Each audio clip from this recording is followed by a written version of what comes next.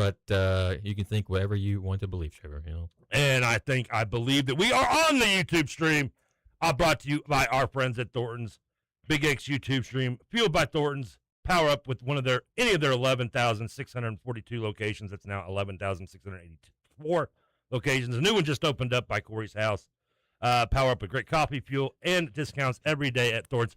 Without them, you wouldn't be able to see my face when I'm trying to think of an answer Corey asked me, and I look like a 3-year-old trying to leave a dookie in his pants, trying to figure it out. You get to see up close Corey shake his head at everything I say and get angry and mad when we can't get his trivia right. And we get to see Matt, which, nice to meet you.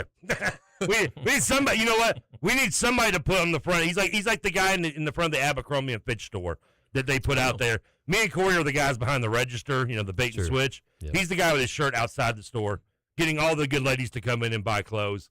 And then they see us and they're like, well, we still want it, I guess.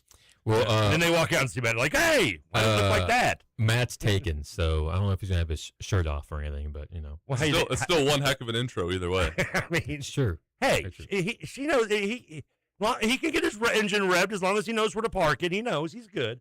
I have known Matt now for 6 minutes, and I've gotten him divorced. I have yet to get peak divorced, but, the summer is still young. Give it time. Steven, now are you, who is with us, and I guess on his way to Lexington? Did I get that right? Yeah, I'm on my way actually to meet up with Nick and Adam, so we get ready to go to the open practice.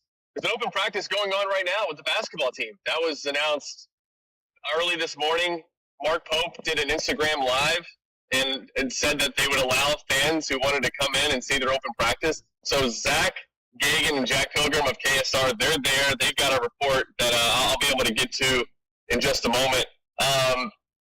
And we got some 5-on-5 live action from the Rupp Arena this morning. So that's a great start. It's been a wild day already. And, we're going to go check out how the football team looks. We're going to get, I think they said 40 minutes of open practice with the football team. That could mean that we just get to see a lot of stretching, a lot of one-on-one drills. But, obviously all eyes are going to be on Kenny Minchie, seeing how well he can spin it. So we actually were going to leave at noon. Now we pushed it back, so we're leaving at 12:30. We're going to get there right on time. I love that. So, the only problem is right now, Trevor, I can hear you, but I can't hear Corey and Matt. Is there a way, can we do anything about that, you think? Yeah, I'll have to I know the way to get around it. I just have to turn my mic off, turn the volume up in here, pull the curtain behind so everybody can see what we're talking about, and do that, yes. So when we get into trivia, I will definitely do that, and I will try to do it here in a little more. I'm just not used to having the volume up in here. I'm not Scoots. Oh yeah, does Scoots go full volume in the producer studio? Oh yeah, Scoots. I don't know if he's compensating for height or anything, but he goes full volume in here. All right, so open practice. Okay, guys, I'm gonna try this, but so when they start talking peak, you will hear them. Hopefully this time. But till then, real quick. Guys, I guess, Corey, we haven't had you since last week, and we made you completely angry and frustrated like the Hulk because of what way we handled trivia. Even though I think we did get – how many did we get last week? I mean, any Patrick for this. Boy. But I think we did at least bust 500 despite the fact we were just kind of like Woodstock off the wall type area. It was the most off the rails trivia I probably ever had, thanks to Jacob probably. But yeah, Jacob just – I got love Jacob. But Jacob has rubbed off me in the wrong way, and I probably out of context shouldn't say it that way. But so last night, Jacob had me watching Brewers baseball. Okay, that is what the effect he's had on me. And so if he can get me to watch, I think I turned on like the fourth inning and had it on until the end. It was mostly kind of background white noise as I was putting together, by the way, my trivia questions for Corey today. I did that today. Uh-oh. Oh, he's scared, gentlemen. I am. Someone, can we get a mop in there? Because I think Corey just peed himself a little. I had the so if Jacob can rub off on me in that fashion, there's no telling how he can affect me with his just up and down, off the walls antics of when he's on this show. He was on the other day, and I mean, I don't know how to describe it. I did get a good look at his calendar, which, by the way, this guy has no free time whatsoever. I don't know how he has a girlfriend. Or he goes to Europe, or even gets a chance to talk to a recruiter or coach. Because The dude is nonstop, like 7 things on every day of his calendar. It's amazing. My calendar has one thing on it. It's like wake up, and that's about it. But since we had you on here and disappointed you with last week's trivia, before we get into this week's, and we will do that here in just a second, the one big news other than what Pete's going to be talking about with open practice is, do I need to play taps? La Familia has been deceased. They did make it to the title game, but Yep. yeah, that's kind of where it ended. Corey, real quick, I'll ask you this: are you okay? Have you come to grips with this? Yeah, I mean it's fine. I mean, Okay, it's some fun to do during the summer. it was fun. It was great to see Archie play so well. But it's a team that beat him last year. They're obviously a really good team. I think they were down. I think by me it's 14 at one point. I think they cut to 4 or 6 a few times, but they just didn't have the juice, So it is kind of sad, but it's summer basketball. I know Willie prior to it said that this would be his last time playing basketball. I hope that's not the case. I hope he'll come back next year. Hopefully we'll have some different roster moves. We had some guys committing back out, so looking forward to next year. But obviously we got some row basketball between now and then, so I'm looking more forward to that. I'm looking for the trivia question. Is last time we saw Willie Cauley-Stein, he was being a floater hit over in a loss against who? Yeah, that's not a great question, Trevor. Not going to happen. All right, Matt, I'm just getting to know you. I'm looking forward to see this. This is going to be a barometer of who you are, I guess, with me. Are you okay with La Familia, or if you're Dick Pepperwood during the broadcast, La Familiar, the loss?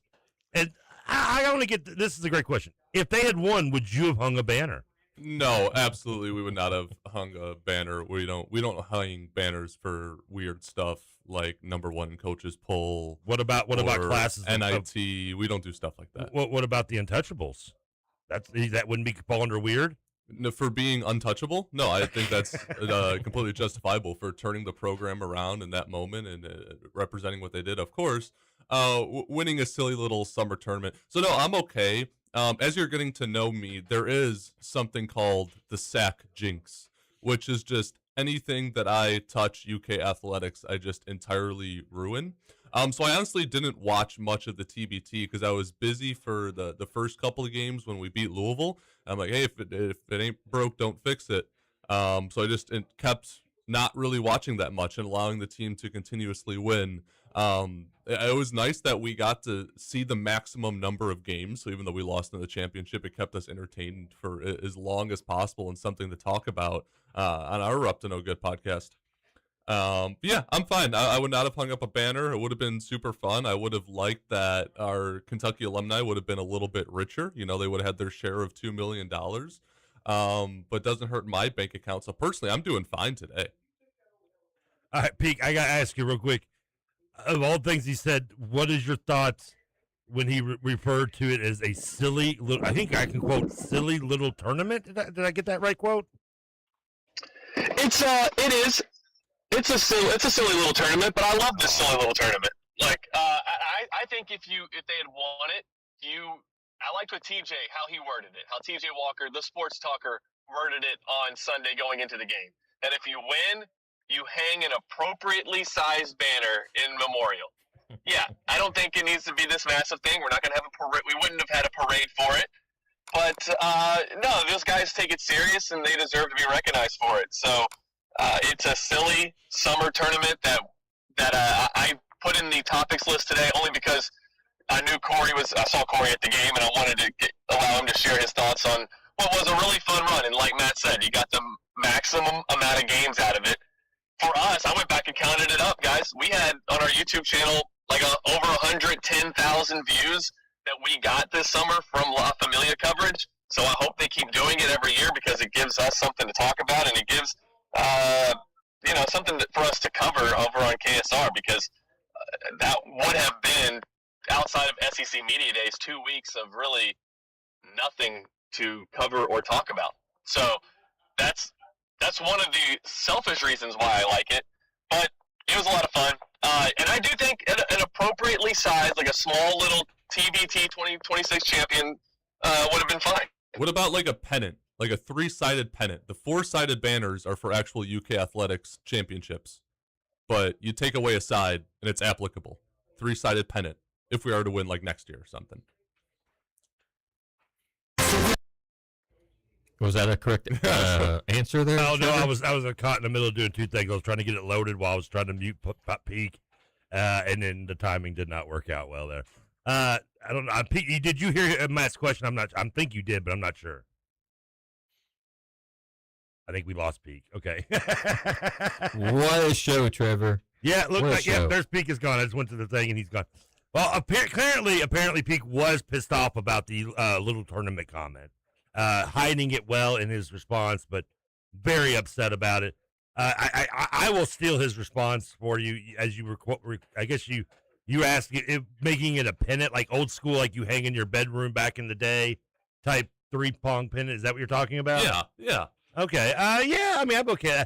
I was thinking more of a plaque, maybe in the ladies' room or something. But Sure. like we're second place at Top Gun, like what you get. So I maybe would go on that route, but it is what it's. Either way, I guess you can still. You know what? They got to the finals. That's kind of like the Untouchables. Maybe you can still honor them there. I mean, and make it a historic La Familia run in historic Memorial Coliseum. I mean, I'm still pissed y'all beat Louisville. Okay, I'm just getting over that. I'm a Louisville fan. If you don't know that, I'm not pissed. Corey's never angry. Never. Well, maybe last Thursday, but other than that, yeah. He's got the smile here, gentlemen. He's going to smile more than Scarface smiled when he teamed up with Tupac in a rap song.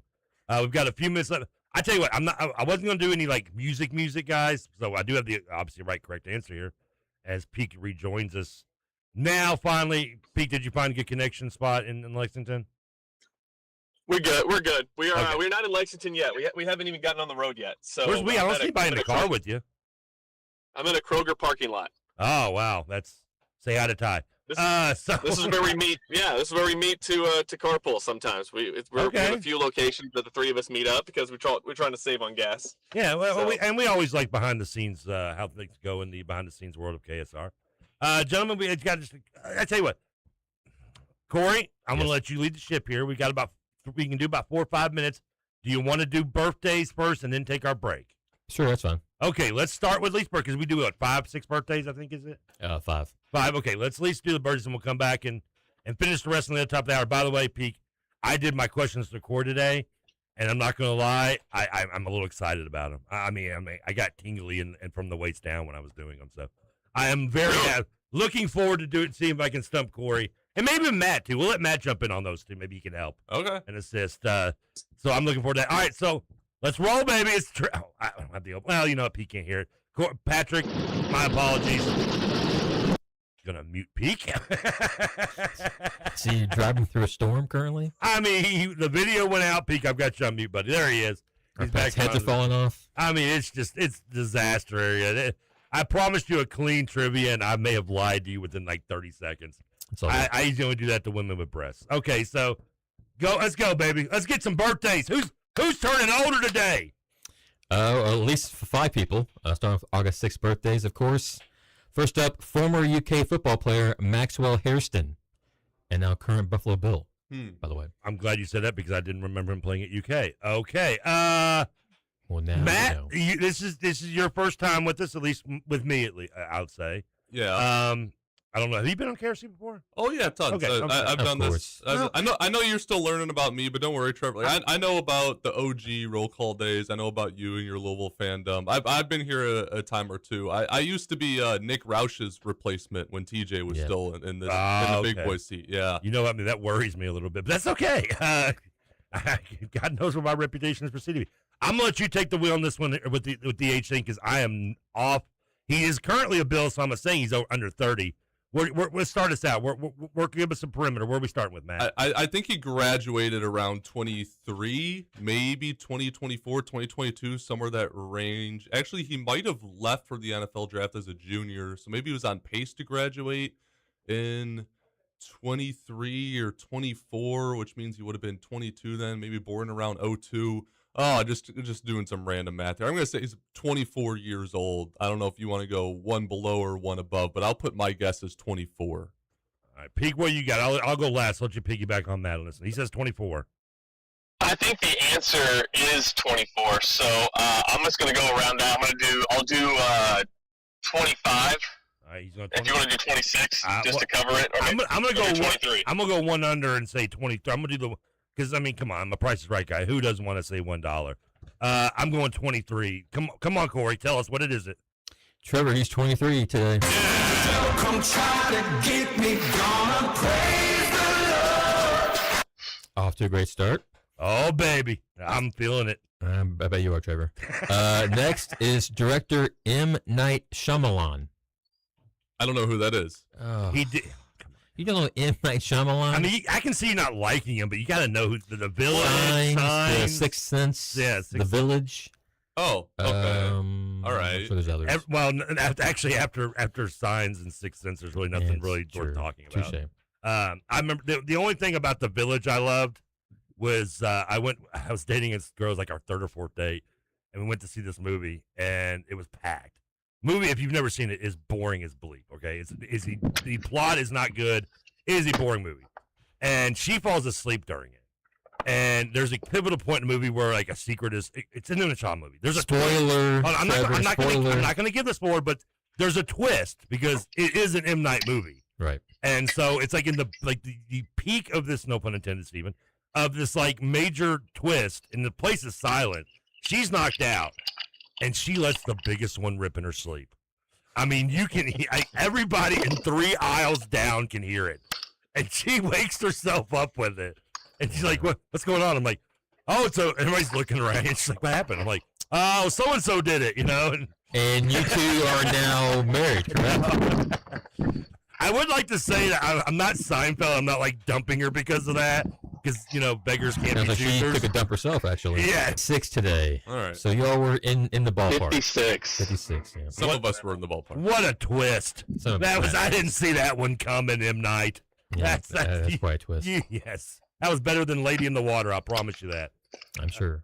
Next is Basketball Hall of Fame center David Robinson, the Admiral. The Admiral. I can do draft math here, okay. University of Navy, 1987, number one. University of Navy? It's Navy. the Naval Academy. Yeah, whatever. University of Navy. I'm going there anyway. So 87, first pick. Didn't play till 89 because the rules. So he'd have been about 22, let's say, in 87. It's 39 plus 22. That's 59. I'll go 61. Yeah. I'll go 60. I'll go one under. Beak, what you got for me? So you got 60, 61 for the Admiral. Okay, so I'll do 62. Roush has 63. Well, we got everything covered as long as he's over 60, I think, I guess. What we got for me, Corey? Trevor, he's 61 today. Come try to get me, gonna praise the Lord. 2 for 3, not bad, not bad. I'm liking this, baby. I'm feeling groovy. All right, Corey, what we got? We got 3 more, 2 more. 2 more. 2 more, what we got? Matt might know this one. Former UK men's basketball player Daniel Orton. Daniel Orton, yeah. So he would have been a freshman in 2010, right? Correct. Yes. So he would have been 18 when he came in 09, 19 probably at some point in 2010. What's the year now? 2026. That's 16 years later. Quick maths, that'd make him 35. Did I do that right? Did I butcher that? I'll be honest with you. I got lost like 2 seconds into it and started looking for a GPS reading. I was like, and not to mention when I hear my mic is just more limp than Steven sometimes. So when I hear Daniel Orton, I always just go back to when he got drafted, and they asked Stan Van Gundy, the head coach of the Magic, how he thinks about their first round pick, and he literally replied, "I have no idea why we took this guy. I didn't want him." Ouch. It was not a good start for Daniel Orton. So you say 30? What'd you say? 35? 35. I'm gonna go with. He was on like the 2000 peak. He's on 2010 team, right? Peak. Yeah, he was. Yeah, he was on the first John Calipari team. He was actually a Billy G commit, I believe. Isn't that right, Nick? Yeah, he was a Billy G guy. That explains a lot now. Sure does. So yeah, that's you know what? I'm no longer confused of why you kept him. Of all the guys you kept from Billy G, that's the one you kept. So 2010. John Hood. 16 years plus, let's say 18. You know what? Daniel Orton looks like the kind of guy that took 5 years to get out of high school. Let's say 19. 19 plus 16 is 29. 30. That's 35. I'll say 34. I'll go 36 and one above Matt. Good math, by the way, Matt. I'm Thank you. giving you credit there. Math major. Yeah. Okay, so we You have really didn't go 30 Wagner. Go on. We have 34 and 30. You say 36? Is that what you said? 34 and 35 we have covered. All right, we just got to have 36. Roush also said 35, 36. So I think we'll stay within those three guesses. All right, where we at, Corey? Trevor, he's 36 today. So when the devil come try to get me, gonna praise the Lord. Oh, ladies and gentlemen, as Ace Ventura once said, this house is clean. All right, we've got one more, baby, coming up. Yeah, we are exercising the demons. Who we got last? I thought it was This House is Clear. Who cares? Last, The demons are gone. Don't worry about how we got them out, okay? last of the birthdays, ESPN radio and TV personality Mike Greenberg. Ooh. He was originally a Chicago guy. He was on. Pete, right. by the way, it's Mike Greenberg birthday, by the way. I forgot to hit mute on the mic. Mike Greenberg. Mike Greenberg. I grew up listening to him on Mike and Mike, Yeah. the Chicago local radio. So I mean, he probably was in like his like 30s when I was. I mean, like in the 2010s maybe. So now another 15 years, he could be. He still looks young. He doesn't got too much gray. Upper 40s. I'm gonna go 47. Pete, I'll let you go next. I'm thinking older than where Matt is, but let's see where you go off of. So Roush says mid 60s. I like where Roush's head is at. So Where is Roush's head?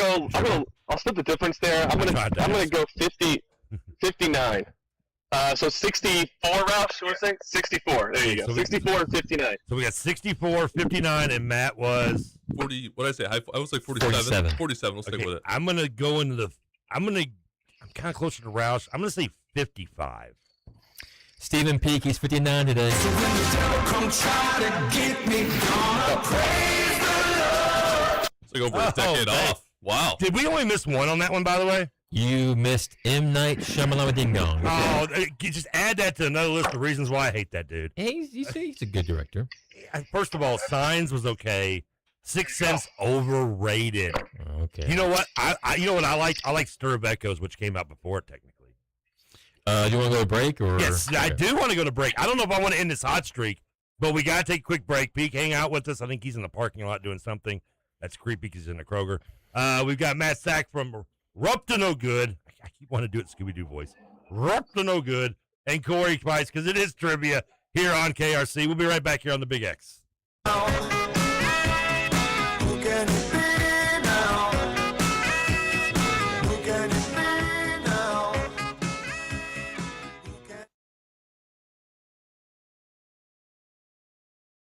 Got a clogged drain? Just ask. Visit asiplumbing.com for instant pricing, repair options, and available appointment times 24/7. Type it, tap it, no matter the task, just ask at asiplumbing.com. Spice up your office parties and home get-togethers with Salsarita's Fresh Mexican Grill. Enjoy real, fresh food, including their famous craveable queso and chips. Catering is available for delivery, setup, or pickup. Call now. Salsaritas. Check the back seat. All right, come here. Check the back seat.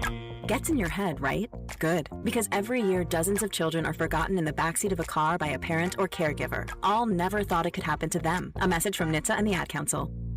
I'm Kathy Binkaman. Over the holiday, there was an attempted fraud attack. My personal banker, Mary Rose, and I networked together, and the first thing that I thought of was I have to text her.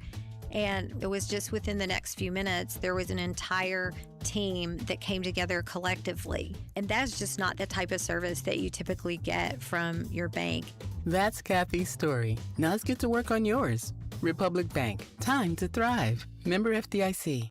Looking for quality furniture and dependable moving services from people you can trust? Then visit Corbin's Furniture and Moving Company in Radcliffe, Kentucky. Family owned and operated for more than 50 years. Corbin has built a reputation for honesty, value, and personal service. Mrs. Corbin, now 94 years young, and Carl continue the tradition of taking care of customers every day. Conveniently located on 31W in Radcliffe, call 270-352-0601. Mention you heard this ad and save 10%. Corbin's Furniture and Moving Company, a name you can trust and a name you already know. The plumbers, pipe fitters, welders, and HVAC technicians of Local 502's commitment to excellence can be seen in our community every day. The KFC Yum Center, Ford Motor Company, and the Omni Hotel are just a few examples of their professional craftsmanship.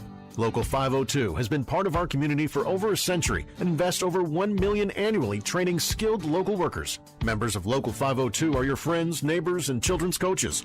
For more information, go to lu502.com. Local 502, built on excellence, building a better tomorrow. Mark your calendars for an evening of family fun in Clarksville. Join us at Gateway Park, 500 Little League Boulevard from 5 to 7 p.m. on Friday, August 7th for our annual Touch a Truck event where kids can explore fire trucks, police cars, construction vehicles, and more. It's hands-on, it's free, and it's perfect for kids of all ages. Then stick around because at 7 p.m., we'll be showing cars on the big screen. 2 great events, 1 fun evening, brought to you by Clarksville Parks and Recreation. Make Louisville's longest-running pro sports team part of your summer. Come check out Louisville Bats Baseball at Louisville Slugger Field. Family-friendly entertainment at budget-friendly prices inside the best minor league ballpark in America. See the Cincinnati Reds of tomorrow up close and personal today. And the Bats promotional schedule has something for everyone. For a full look at the 2026 schedule and to plan your day at the ballpark, talk to a real person at 502-212-BATS or head to batsbaseball.com.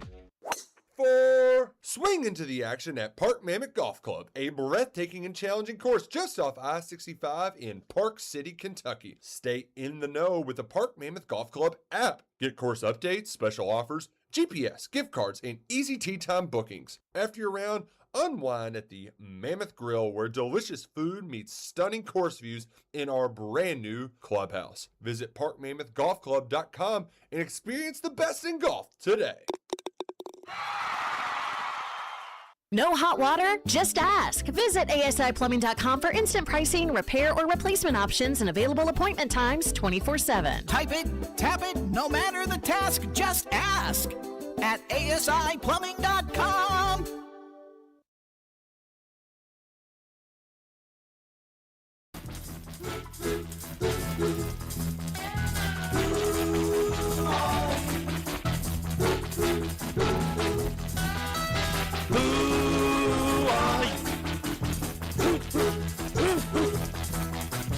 It's unfortunate that I picked this. Now, I did this just for trivia. I was like, I want something trivia related music-wise.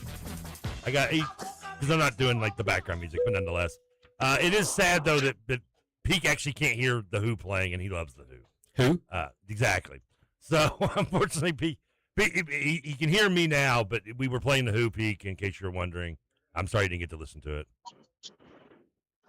He's got no response. He's quiet. All right, he's probably driving, so he's probably to focus. Actually, no, I can see him. I can tell you right now. I'm going to give you a quick update behind the curtain. So, Peak is in the back seat like he's Miss Daisy. Oh, okay. Nick is in the front seat, just like he's got a hat on. He's got a Panama Jack look going. He thinks he's real cool. He's got his Shady Rays. He's got his hat that says no logo on it because he's too cool for a logo. And I believe it's Zach that's driving. Who I kid you not, this guy's had like 4 burgers in the last break. Okay, I mean 4. Wow. Can we confirm how many burgers is that? Zach's driving, right? No, Who's that? Zach is. I couldn't see. All I saw was a dude shoving meat into his face. Like, who is driving? It's Adam Luckett. Oh, Adam. Well, that makes sense. He's got more love handles than Zach. I thought that was come weird. on now. I'm just kidding. Well, now, here's what makes sense. See, Zach just got married, I understand. He wouldn't be eating that many burgers. Adam's already got, like, it locked down.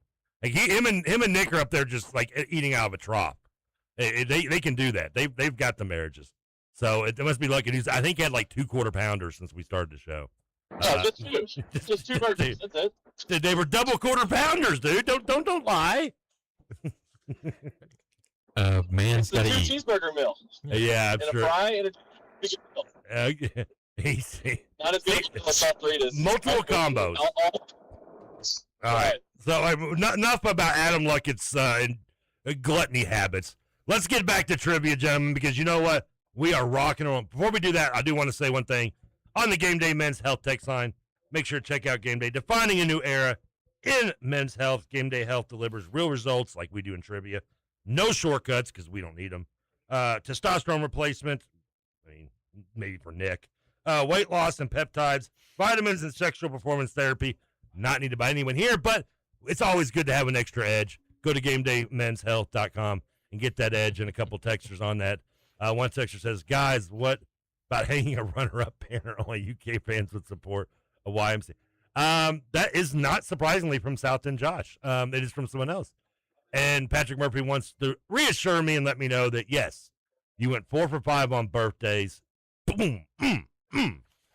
Trevor leading with 3, Peak with 1. Hey, good job, Peak. Let's go now. It's more trivia, baby. Let's keep this hot streak alive, Corey. What we got here on, I guess, is this anniversary dates or something? August 6th events, yes, August correct. 6th events. Let's see what happened on this date in August 6th. First up, the comedy film The Other Guys is released in U.S. theaters. Oh, I should know this. I do this. Oh, I'm sorry, hold on. Can you repeat that one more time? The comedy film The Other Guys is released in U.S. theaters. I don't understand the attempt at a British accent, but I loved it. I've been doing it for a while. I know. Listen, I watched a James Bond movie and walked around like for 3 weeks calling people wanker. Okay. And saying like bloody hell. I love English slang. Do you love the other I guy? do. I really do. This is a movie like it came out. I know it's not new, but it was one of the more recent, and that's saying a lot for me in terms of comedy movies that I really did love, especially theatrical released.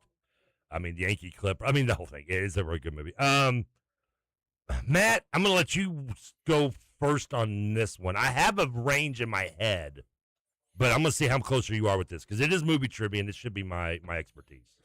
I want to say early 2010s. Like, for some reason, like, I don't know, 2011 is sticking out to me. I feel like that's too early, though, but maybe it's not. Where are you at? I'm kind of with you in the early 2010s. I'm like 11 or 12 as well. I'm going to stick with 11 because that's what my intuition You're says. going 11. I'll go 12. And we just lost Peak. What was that, Peak? He says 2010. And Luckett's going 13. And And Luckett's Luckett's going going 14. How many guesses are we getting, people? Come on. I think we just covered the decade pretty much. Anything between 2010 and 2020, we got. Anybody else want to? I think I hear Troy in the hallway. Let's go see what he thinks. Peak, I think, is calling me on the hotline. Peak, I will get to you in just a second, buddy. I don't know if you know this. I'm in the middle of doing a radio show. Let's go 10, 11, 12. We'll do 3 for this one. Since Corey's going to throw a chair at me if I don't do any more. Stephen Peak's right. It's 2010. Oh. Come try to get me, gonna praise the Lord. All right, y'all want to see something funny? Sure. Let's just do this live on here. Let's answer the phone live on here. Oh boy. Because what's the worst that could happen, right? Exactly. What's this going to lock that in? And there we go. Sounds glorious. Trevor. In case you were wondering what's the worst that could happen, that for the record was not the worst. Oh, No, it's not? Okay. It could have been worse. It could have been somebody just cursing. Like No, we sure. tuned it on right when Peak's like, bleeping Roush, you could go around this guy. You're right. Backseat driving over there. All right. Man, we're on down to 2 guesses. This is not making me feel comfortable. Let's go next date. The song Stay I Missed You by Lisa Loeb and 9 Stories reaches #1 on the Billboard Hot 100 chart. Thanks to the movie Singles. That was in Reality Bites. Oh, I think you're right. You're right. I'm sorry. You're right. I got my 2 Gen X movies mixed up. Yeah, it's close. It's funny you say because I played actually a song, Baby I Love Your Way, the remake of that from that soundtrack on yesterday's show. Okay. Winona Ryder, Ethan Hawke. They do the It was Ben Stiller's directorial debut, I believe. Yeah, that's a good call. I mean, this is early now. They do the rip. She does the rip off of the Real World show. Janine, it's got your big Kentucky guy in it. Steve Zahn. That's right. I think he plays the gay guy in the show, the movie. Matt, I know I'm speaking too much here. I'll take the lead on this one because I want to say 92. I'll go 93. Yeah, I'm almost positive it's 92. If Peak was here, can I give a 91 Peak answer, or does that not count? I'll account, Trevor. Because if it's going to be 91, you're going to be pissed, aren't you? I'm not pissed. It's 1994, actually. Oh, son of a bleep! You got to be kidding me. I'm sorry. Was it really that late? I was a freshman when it came out? It's not that late. It's 94. It's it's been a while. But yeah, but I was a freshman that year, so I mean, Matt was 8th grade. Matt was not alive in '94. So No, Matt, you weren't. What? How old are you, Matt? What year you were born? I was born in 01. I am currently 25 years old. You were born in 01, so I could be your papa. What a baby Matt Zach is, you know. What's your mom? No, I'm just kidding. All right, moving on, Trevor. Moving on. You're getting me in trouble. Matt's his last show with us, by the way. I think. Now. Yeah, we'll see. Yeah, we're up to no good. That's right. Next, Cy Young makes his MLB debut, pitching for the Cleveland Spiders. Yeah. In an 8-1 win over the Chicago Colts. Okay, the fact you said the Spiders does tell me because they changed to the Indians in the early 1900s. Not that I didn't need to know that because it's Cy Young. And the Cubs were the Cubs at like the turn of the century, or 1907. I think the Cubs won a World Series as the Cubs. So what that's happened? 1908. They won 07 and 08. Oh, and the White Sox. Pardon me. The White Sox won in 06. So Chicago had themselves mid 1900s. Now, Matt, are you a Chicago Cubs or White Sox fan? Oh, Sox fan. I'm not a. You're a Sox fan. Loser, yeah. Okay. Mr. Jack McDowell, Frank Thomas, I got you. That's right. Beat the Blue Jays, beat them in the 93 ALCS, I believe it was. 93, yeah, it was 93. What about Cy Young, though? Cy Young. I mean, again, we're talking early. Oh, I should check and see if what's his name trying to connect with me. He's not. Okay. I'm going to go like 18. I feel like it starts with an 18. I'm thinking early 19, but you might be closer to right than me. I just don't know when the Cubs were renamed, or when Cleveland was renamed. Well, the Spiders, I could have swore they switched in the early 1900s. First of all, isn't Spiders an awesome team name? Yeah. The Cleveland Spiders. Well, they switched because they had like 6 Native Americans on their team. That's why they actually changed the name to the Indians. Oh, okay. And now they're just named after a bridge that's more famous for people peeing off of when they're drunk. Let's see here. Great story, Trevor. You're welcome. I'm going to go 1899. I'm going to go I'm going to bump ahead a little bit, which I usually don't do, and I'm probably going to regret. I'm going to say 1903. And Peak will split the difference at 1901. Yes. Sag was closest, but it's 1890. All right. 1890. Wow. He is that. I didn't know he was late 80s. I knew he was. Cy Young played for like 30 years. I think 21 or 22. Yeah, That's the same difference. 1911, I think was his last season. Was it? Yep. Okay. Oh man, that's not.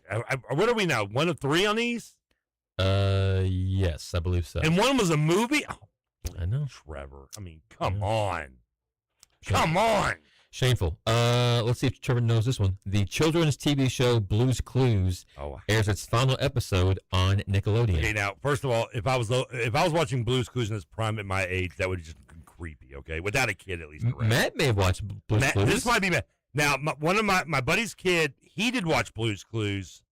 He was, well, sadly, he's almost Matt's age. I was going to say he was born in 2002, 2003, I think. He might have gone to high school with Taylor. So, Matt, I'll let you start this one. Where the Blue's Clues is more your final reality. episode of Blue's Clues. Final episode. 2021. I'm going to say it didn't clear COVID. Or it cleared COVID, but not much further. They didn't make some budget cuts. Who was the name of the first guy on Blue's Clues? Was it Steve? Was it Steve? And he got like big headed and he was like, I want more money. And they were like, peace out. And they replaced him with like another dude. And that dude. I want to say it was Steve or Steven. Yeah. Yeah.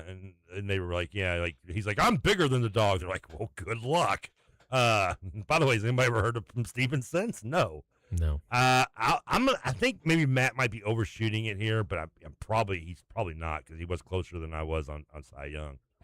I'll say 2018.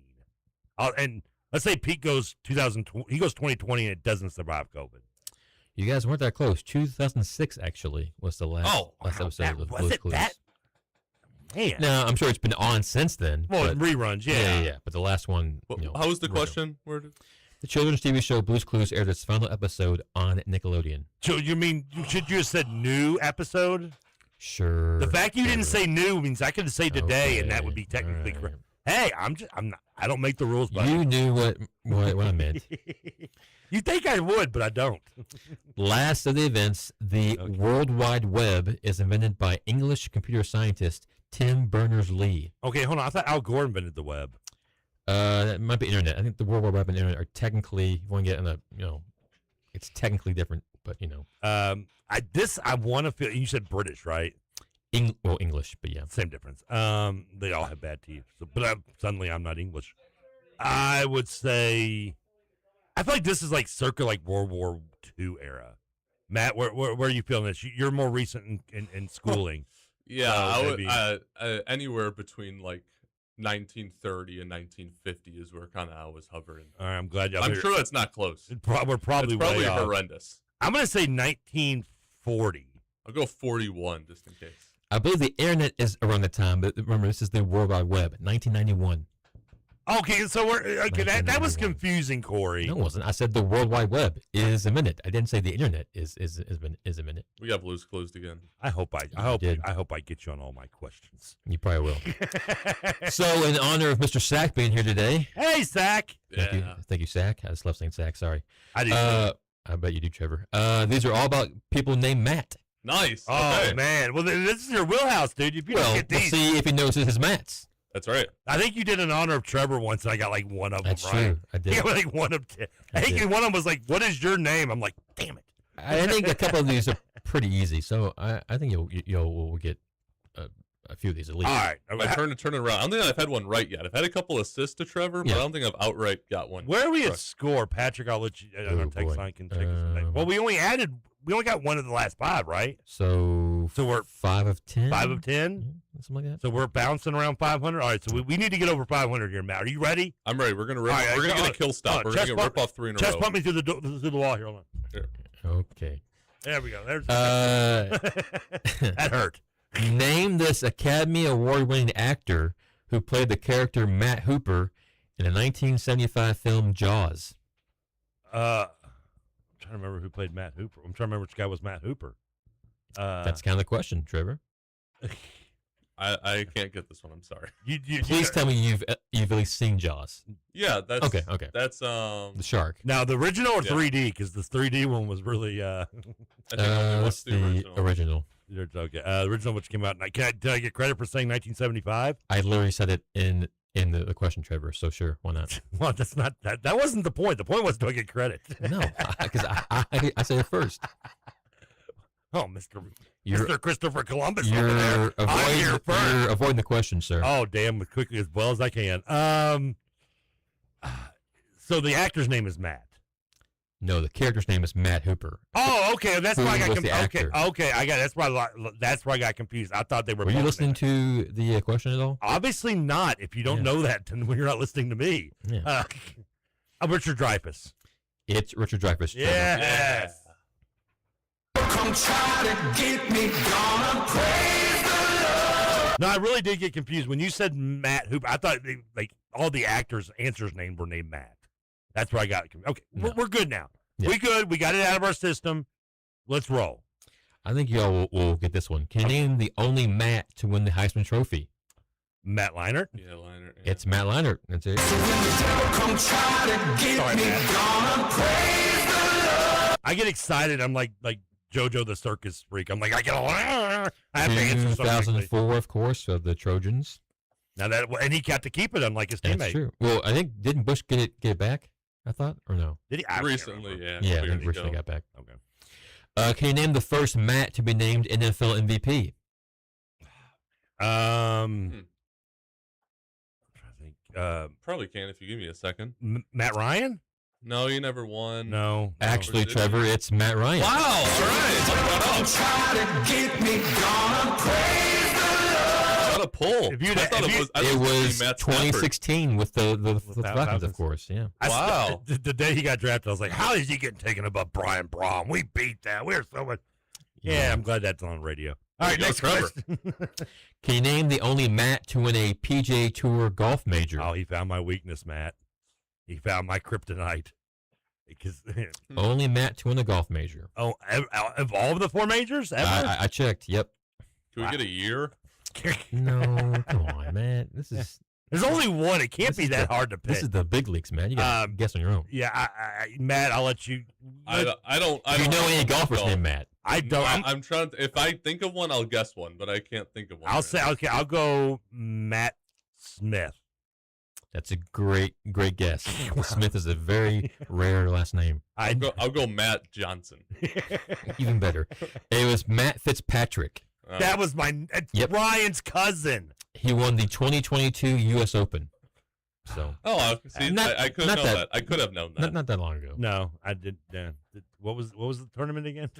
Exactly. Who has the most career home runs in MLB history among players with the first name Matt? Okay, right away a name pops in my mind. I don't know if it's right. I want to say Matt Williams. Well, you're correct, Trevor. It's Come try to get me, gonna praise the Lord. I wasn't sure if that'd be right or not. I was afraid to guess that so quickly. 378 career home runs for Matt Williams, mostly with the Giants. And also, is he not? He's the one that saved Barry Bonds' kid in the World Series when the Angels guy was coming around. Or is that Jeff Kent? Ooh, I don't know. You know what I'm talking about? Yeah, When he yeah, grabs yeah. his kid and he pulls him away from home plate. Yep. I can't. It was either him or Jeff Kent. I can't remember. All right, I guess let's see. Is we getting Texans here? Yes, Patrick just want to say I was correct. We were 5 out of 10 going that. But we've nailed all these since, right? No, we missed one. We missed our golf question. Yeah, the golf question. Yep. So I don't know how many we got left. 5. So we went 4 out of 5 right there. Yep. Oh baby, we are. Matt, I might never let you leave, dude. You might be coming back every Tuesday. I'm not helping, but I'm like a good luck. I don't care. Yeah, I'll put you in my pocket if I have to. I got deep ones. What we got next? His wife might not like that. Who has the most career rushing yards in NFL history among players with the first name Matt? Matt Forte. Matt Forte. Is that right? Matt, yes, it's right. I got one. Come try to get me, gonna praise the Lord. Because he played for the Bears, right? Yeah. He might also lead in receiving yards unless there was another Matt that got a lot of catches. Matt, I'm not sure. He almost had as many receiving yards every year as rushing. Pride of Close. Tulane University. He had 9,796 career rushing yards. See, I was gonna. I'm glad you said that because my guess would have been Matt Snell and for Benny's uncle. I think Matt Snell was second. I think. Is he? Okay. Second or third, yeah. I thought maybe that would have been the guess just because the Matt Kentucky thing. But good call, Matt. Do we have time for more? How many we got left? 4. Yeah, because I don't want to keep you too long past 1 o'clock. But yeah, let's go and hit this last break. Come back top of the hour. We'll knock out the last. We'll get you knocked out. Get you back to work. Or are you going to play hooky the rest of the day and go watch the practice? I gotta do adult stuff like work. I know. I know. I hate adult stuff, dude. I really do. All right, we'll be right back here on the other side. Finish some trivia. We are red hot. I think we set a record today already. Peak may be banned. Matt may be our new host. We'll let you know on the other side of the break. This is Kentucky Roll Call. Roll Call. There we go, baby. There's my Nick refill on the Big X.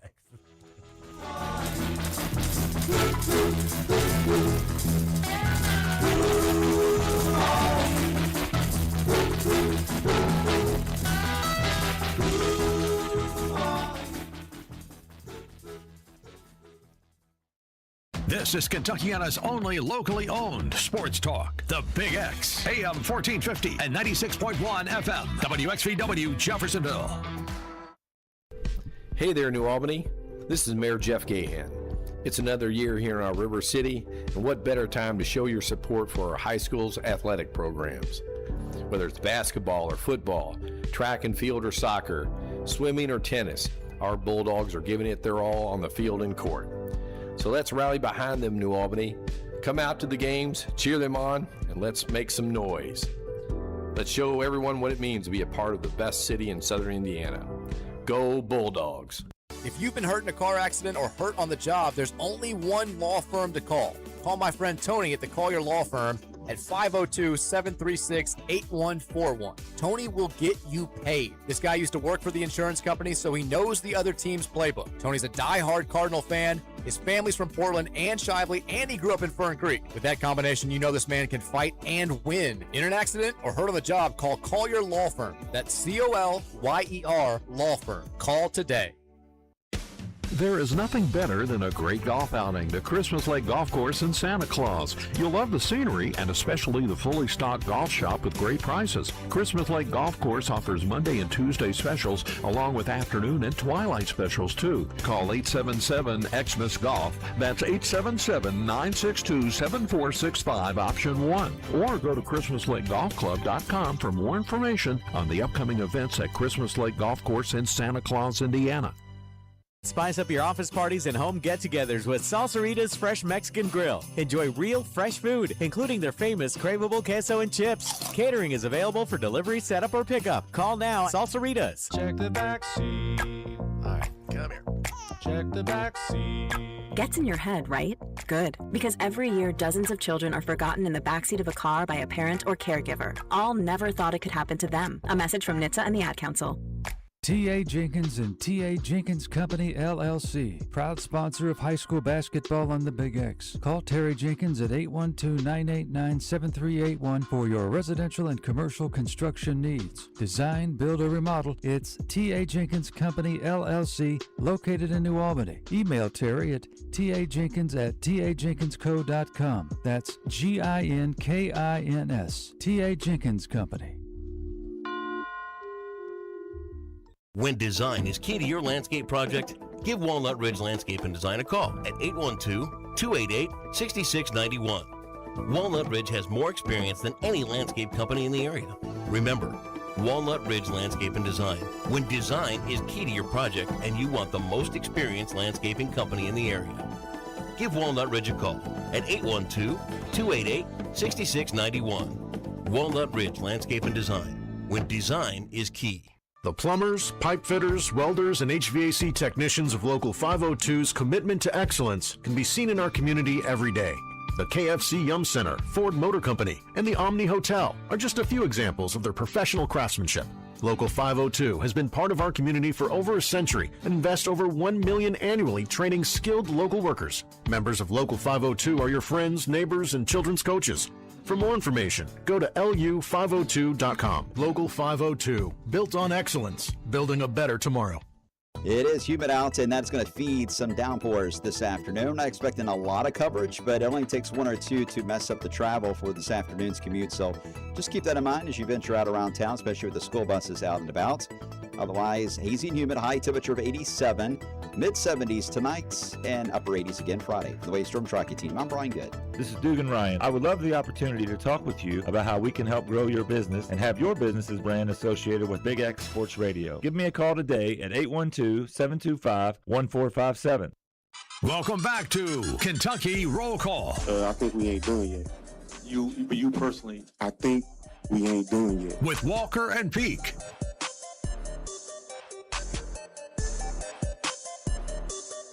Welcome back, Kentucky Roll Call. Roll Call. No Walker, no Peak.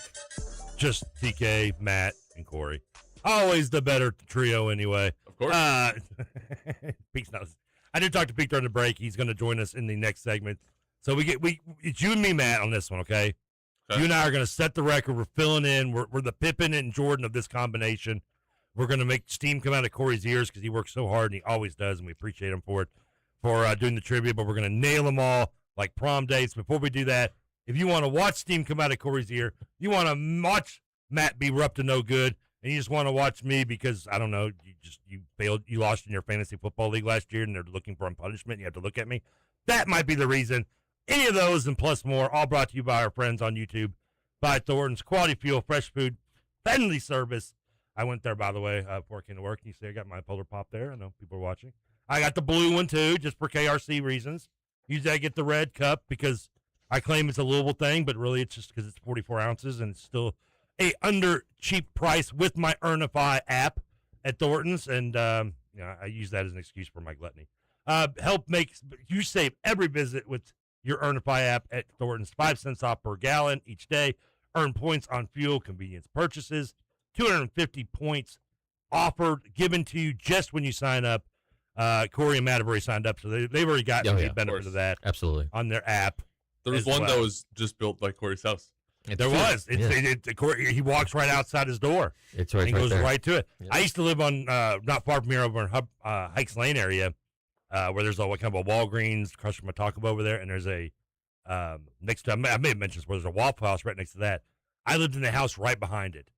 I mean, it was I could get from where I am in this room to the front door of our building here, which is not very big, trust me. And that's how close I was to Waffle House. Not a good combination for a guy who's chunky and is usually baked. So it was not a good combo, but worked out for the Waffle House people. I'm sure whoever was serving back then is like depressed that I moved. They're probably like, damn it, I I was like putting my kid through college thanks to that chunky dude. Now I'm just sitting here. All right, let's get back. We are killing. Like I killed a omelet covered in everything. We're killing trivia. Covered chunk. Oh dice, yeah, you whatever. know it, baby. I'm an omelet. I don't think I've ever gotten anything but waffles and omelets at Waffle House. I mean, it's Waffle House, so that makes sense. You know? I mean, those are like I mean, there's burger, steaks. I don't know. It's not Burger House, right? Yeah, right. Matt, are you a Waffle House guy, by the way? Occasionally. So I. So you do drink. yeah. So, but I went to the University of Kentucky. So next to the Waffle House was the superior version of Waffle House, which was the Burger House, which is Cookout, of course. So that's kind of what I've been raised on for drunk midnight food. I've got to ask you. I know, Corey. I'm trying not to be too delay. So we had an intern in here who's younger. He goes to Western Kentucky. Sure. And I love talking to him. He's only like 19, so I love having him in here because it gives me a perspective. I'm old, he's young. I learn, okay? And he probably knew Blue's Clues answer better than us. And so I asked him one day, like, his favorite fast food. Like, I'm old school. I'm like Taco Bell, McDonald's, Arby's, yada, yada. Of course. And he's like, and he said the same thing you just said, Cookout. Yeah. I've never heard of this place. Well, because there's not one in Louisville yet, but I think they're building one. I think where the Rallies was. I think on Eastern Parkway. It's a far away for Trevor, but okay. Yeah. I know where Eastern Park. I know. Yeah. I mean, there's hardly any Rallies left even in Louisville. I don't think. It's nothing you go out of your way for, but like if it's cheap. Yeah. Okay. They have a walk-up window. I don't even think they have an inside. The one in Lexington is a huge building, and it used to have like a bunch of tables and stuff inside. But ever since COVID, they kind of shut down the whole inside service, and have kept it the same sense because it functions great. You go up there, you order a crap ton of food. It costs like $9, no matter how much you order. Essentially, I like the sound of that. That's a challenge I'm willing to accept. By the way, the milkshakes are so thick; it's pretty much an ice cream. Like you can't drink it through a straw. That's you order a milkshake, but you I need a go spoon. to Cookout. Is for the shakes. Are you a fan of the thick shake there, Corey? I love some thick stuff, Trevor. That's right. Well, we know what to hook up when Corey goes on Tinder. We know what to look for. This kind of reminds me of like Zaxby's. I know I'm going to sound old. Corey, you may be old enough because I forget how old you are. But I'll be 41 this month. Okay, so you are in my wheelhouse. So you're right there with me. You're only a class behind me. It reminds me of Zaxby's, like in the early 2000s. Like I had friends, Corey, you may too, that like went to Western at the time, and there was a Zaxby's down there. And that was like the excuse you used to go visit your friends was just to go. I know this sounds crazy now to people because they're everywhere, but you would go down to Western just to visit Zaxby's pretty much. Like visiting your friends was a plus, but that was the only place you could get Zaxby's in this area until, I mean, now again, they're everywhere, I know, but. For me, it was Raising Cane's. That opened in Lexington when I was at UK, and now they're everywhere. But I mean, Cane's is. I mean, it's hard to top Cane's. I think the only place that I've eaten that isn't in Louisville I would like to see, and I know that we brought Jack in the Box here recently, is Fat Burger. Now, if you've never been there, it takes forever to get your food. It is a little overpriced, but it's all freshly made and it's all good. Ice Cube would not lead us wrong in the rap songs of the early 90s. I've had Fat Burger anytime I been in Vegas or in California. I love it. All right, as much as I love Thornton's, I love Corey Price trivia. And he's got adult stuff to do today because he likes them thick. Where are we at? We got 5 more, right? 4 more. 4 more. Okay, and then I got some questions for you, but then let's do these 4 real quick. Let's go. Let's kill this, Matt. We got this, buddy. All right. Matt Duffer was a co-creator of this Netflix TV series. Stranger Things. Stranger Things. So when the devil come try to get me, gonna praise the Lord. By the way, Patrick, if you're doing the scoring, I think we should get half and half on that because Matt did. He didn't say it loudly and assertly, but I heard him say Stranger Things under his breath. I'll give my stats are completely awful at this point, so you just pad yours, all right? Real quick, one thing. Matt says there's no I in team right now. Right. I was gonna say I'll be the John Stockton to your Karl Malone. Ooh, okay. I feel like I'm more. I feel like I look like more Mark Eaton, but okay, I'll take Karl Malone. Patrick Murphy. Mark Ben Eden, right? Ben Eden. this. I love Corey came with jokes on me. I love it. I've got a joke once every month. I like that. Yeah. And Patrick Murphy says that it was Dusty Baker's son. I'm sorry about that. He was picked up by. Okay. I got everything wrong about this story. It was Dusty Baker's kid, and it was JT Snow that saved him. Well, you had the right sports. That's close enough. TJ Walker says, Trevor, you're not talking enough. Chime in more. TJ, I'm trying to, buddy. I miss TJ. So sorry, Peak. But I miss TJ. He's actually told me to stop talking. We do have a shout out to Cooks, by the way. The cookout is good if you're drunk or stoned. Well, I mean, sounds like. Well, I'm never neither, and you still like it? I love okay. cookout. Yeah. If you can eat cookout while in the sun is still out, you're a freak and should. It sounds like White Castle. It sounds like White Castle. It's not like that. I mean, I get shakes when the sun's still out. Well, are those like withdrawal shakes? Like, is that what you're saying? Okay. No, I just love shakes. I do too. I love trivia too. All right, we got 3 more. Let's go. Can you name the only film that Matt Dillon has appeared in that has won the Academy Award for Best Picture? Who's Matt Dillon? That's not a good sign. Matt Sack. And you can't list some of his movies because that'd be cheating, right? I'm not listening to movies. Matt Dillon was in. I mean, there's something about Mary. Yeah. Oh, all right. Okay. He's the guy that Ben Stiller hires to stalk, but something about Mary. No. Yeah, it's not that. Yes. Although it probably should have won. But I have an idea. Guess no. Did he win the? You say he won the Oscar, or the movie won an Oscar? The movie won the Oscar for Best Picture. Outsiders. Actually, no. Oh, come on, Pony Boy, stay golden. It is Crash. Oh, that's right. That's Crash won the, too. which is a lot of people think it shouldn't have won for Best Picture, but it did. Was it? Okay, no. So Crash was good. Traffic was the ripoff, right? I think it's opposite. I think Crash. I think Crash wasn't good. Yeah, that's what it was. Somehow won. Yeah. Best Picture because it was the overcorrection thing that they talk about. Crash. What's the term? Crash is traffic for dummies. I think is what they said. That's exactly what they said. I'll be honest with you, I've never seen Crash because that's all I heard was how bad it was at the time and how much of a ripoff of Traffic it was. So I just never watched it. I forgot he's in it. Because I remember the box. I remember seeing him on the cover hugging the girl with black hair. I can't remember her name now. She's in a bunch of stuff. That's really narrowed it down. All right, next Another question. great story, Trevor. Yeah, she has boobs. That's great. Her parents are proud. Matt Bellamy is the lead singer of this English rock band, most known for their hit song Uprising in 2009. I thought it was Bill Bellamy's brother until you said something. No, not quite. Matt Bellamy. Okay, this is Matt Sack. Yeah. This should be more in your wheelhouse, dude. You're like any bands with a song named Uprising? I'm trying to think. Yeah, this is your in 2009. I feel like Matt Bellamy. You said British? Well, English, but yes. That's twice I've done that today. 09. I mean, what's Uprising? What's rock band? Oh, it's a rock band. Yes. Uprising. So it's not that dude. It's not the Harry Styles group, right? No. I don't remember what they're called. One Direction. No. Okay. They're English though, I think. Or British. Same difference. They're both ugly. Wow. You're going to question it. You're not shocked. I have no idea. Matt Sack. This is all you, buddy. I need your help here, man. I'm lost. I'm trying. I'm lost. I mean, I'm looking at the Weetabix. Those are British, right? That could give you a hint. Sure, yeah. The Kinks. I know I'm wrong. No, I know it's not. I mean, obviously. I don't think I have a guess. Just name a band. ABBA. I'll guess ABBA. ABBA. It's Muse. Yeah, I've never heard M-U-S-E, Muse. Wouldn't have got that. Yeah, I've never heard of I Muse. thought I was tracking it. You've never heard of Muse? No. Wow. I've heard of a Muse, but it wasn't by them. It's a decent band. I guess they only had one hit, you said, didn't you? Well, no, I mean, they have more, but that's one of their hit songs. Okay, that's true. You can't judge a book by its cover with one popular song. How many more do we got left? Do we have a redemption arc? One for me, and then I'm going to be tested by Trevor. All right. This is going to be, sadly, I think, our redemption at this point. One more. Who we got with that?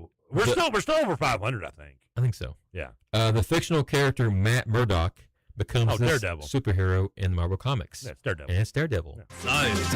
Come try to get me, gonna praise the Are you a comic book guy, TB-wise, Sack, or Corey, either one? I'm not a comic book guy. I don't read, if you haven't noticed. I don't either, nor do I. Matt, what about you? You a comic book? No, not a big comic book guy, but my fiance's dad is. So he was showing me all of his old Marvel comics. I never got into comic, and now, and I guess when I said that, I meant to mean the TV shows and the movies. Because the only reason I bring it up is because it's on Disney Plus now, but the Daredevil Netflix, the original version, which was really kind of dark and gritty. It started the guy Owen, the guy that played Owen in Boardwalk Empire was played Matt Murdock. Really good. I recommend the first 2 seasons definitely. Third season takes a little lean, but the first 2 seasons definitely excellent. Does a great job. All right, Corey, you ready to feel the wrath of my revenge? I'm as ready as I will ever be, Trevor. All right, Matt, I'm gonna let you join him on this one, okay? All right. Now, I think for everyone he gets right is $1 into the Salsaritas pot. At the end of the month, we're going to give away that How money. many locations are there again? There are 3. And where are they again? They are in St. Matthews. There's one in Middletown with the drive-through, which is my favorite. Yeah. And then there's a third one in Bullitt County. Bullitt County. Yeah. You just took the words right out of my mouth. Matt goes there all the time, right, Matt? Of course. Yeah. Especially the Middletown one with the drive-through. Yeah, I drive out of my way to go to that. Those chips in 2 Wildly words. addictive. Yep, those are the exact 2 words I would use to describe them. Real quick, Texter wants to know, it just Trevor, you need to head to Ollie's Trolley and Old. I know of Ollie's Trolley. I've never been to it. You've been to Dizzy Whiz? Yes, I've been to Dizzy Whiz. Man, I have done Dizzy Whiz. That's a classic there. But I know Ollie's Trolley. I just never, for some reason, eaten there. And he says also Cookout is supposed to be coming to Preston Highway. Oh, Preston Eastern Parkway, whatever. Yeah, it doesn't surprise me. You can do anything on Preston Highway. You can go to a high school. I went to the greatest high school ever on Preston Highway, Yeah, Trevor. I mean, okay? Preston offers everything from indies to happy endings to high schools. I mean, there's everything on Preston Highway. Male, the best. Well, high school it is. Not happy endings. Wow, we learned a lot about Corey today. I love thick shakes, Trevor. and apparently male happy endings. Corey, here we go. And these are, again, Matt, you should get these because you're all after you were born. Very close to your birth, but still afterwards. Since 2000, I went your path here, Corey. You like this? Since 2000, how many seasons, this is football, by the way, has UK been ranked in the top 25? Is that final poll? No, that's just at any point during the season. Any point during the season? Yes. Oh, boy. Man. Oh. Since 2000. So you got 25 Don't attempts. think they ever did in 02 when they went 7-5. Definitely were in 07. Mm-hmm. They're top 10 at one point. Yeah, I think that was their highest, by the way, if I'm right. I don't have it that part written down. 06. 7 at least. And then definitely 18. I think preseason 20, 21. I'll add a couple. We weren't ranked in 2020. We were in the preseason. I don't think we were. Oh, we were. I'm gonna go. Man, I don't think you're right. Okay, Matt, that's cute. I'll go. I think we're ripping off on Corey the wrong way. I'm debating between. He was so polite when it started. I was. I'm gonna go 5. I'm gonna go 4 because we weren't in 2020. 6. Wow. Just off, guys. Just off. Should have faith. Corey went the other way. That's all right. It's all right. Corey was close, though. It's okay. And so was Matt. Close counts, right? In horseshoes. And hand grenades. Yep.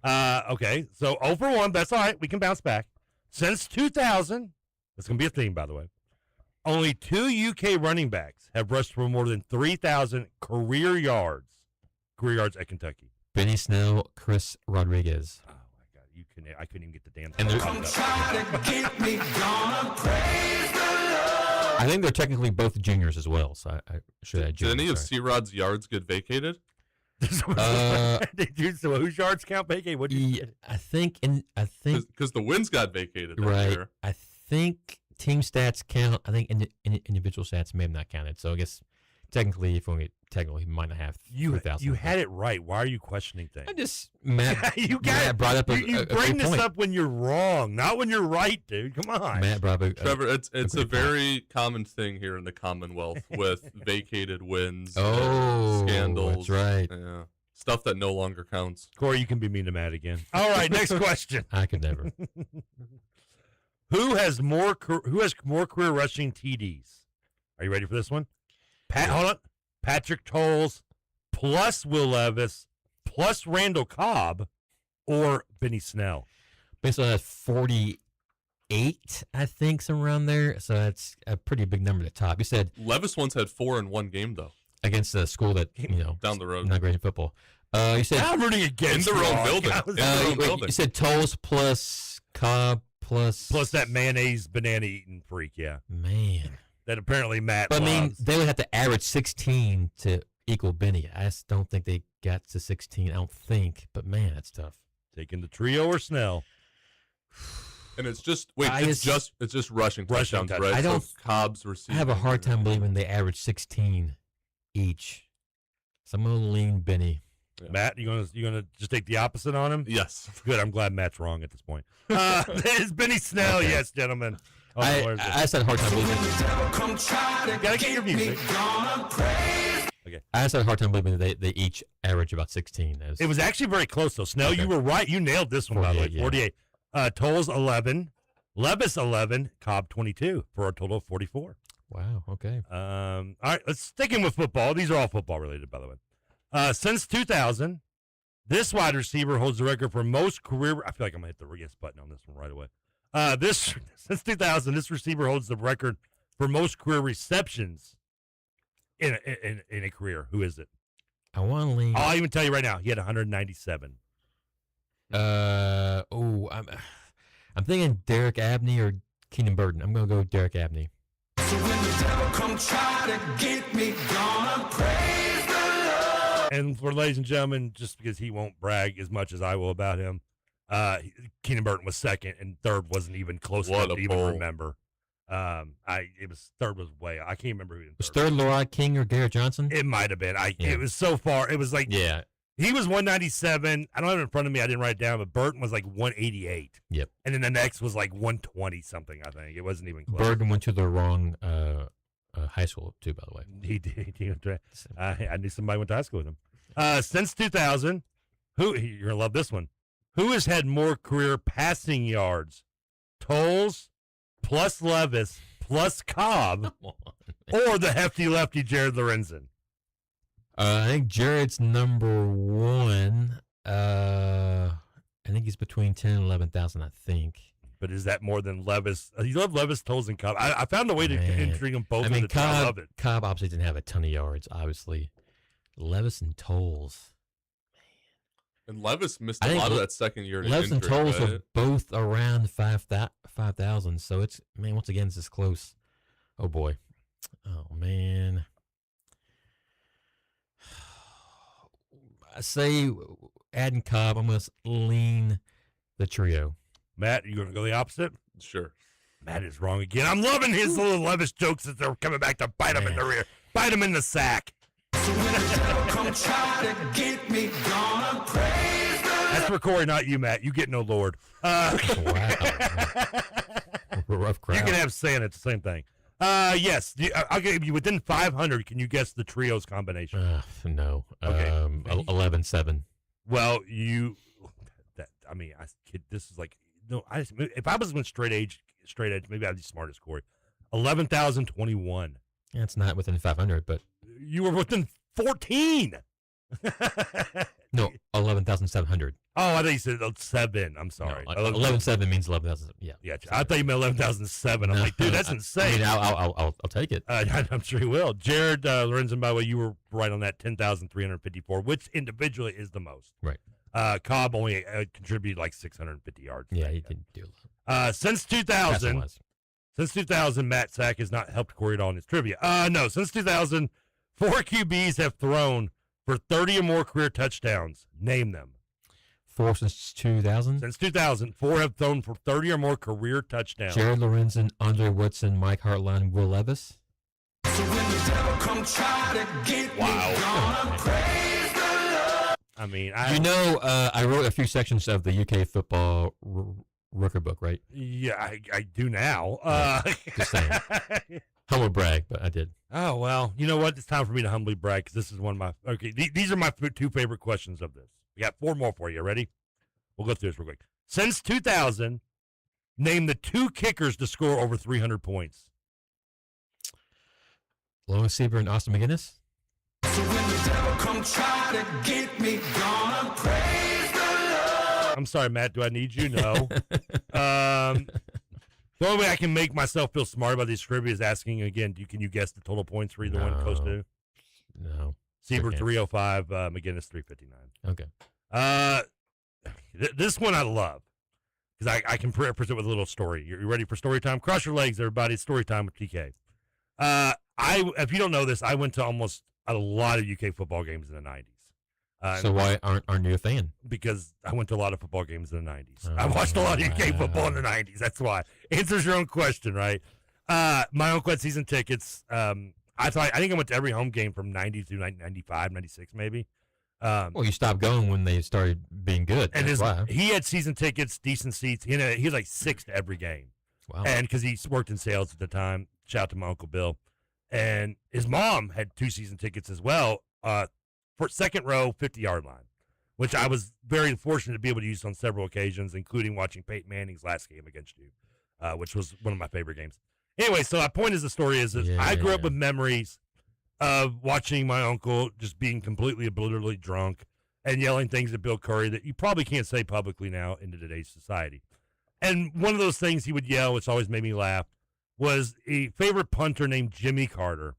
Yes, ladies and gentlemen, his name was Jimmy Carter. And listening to my uncle between his sips of whiskey and a cup that was supposed to have Coke in it but didn't, well, sort of did, but that's nowhere near there. And was that Jimmy Carter had a leg like a telephone pole because the dude is out there every 3 plays punting the ball, damn it. And then there was more obscenities towards Bill Curry.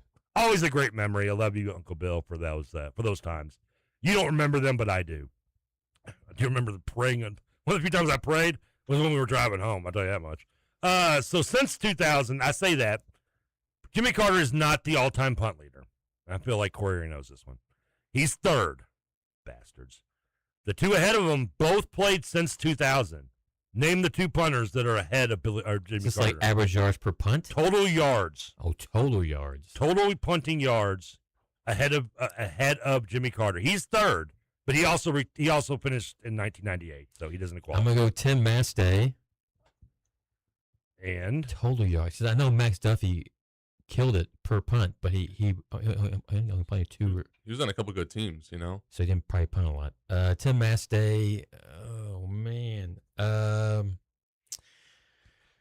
mean, I can go Anthony Thornton. I could go.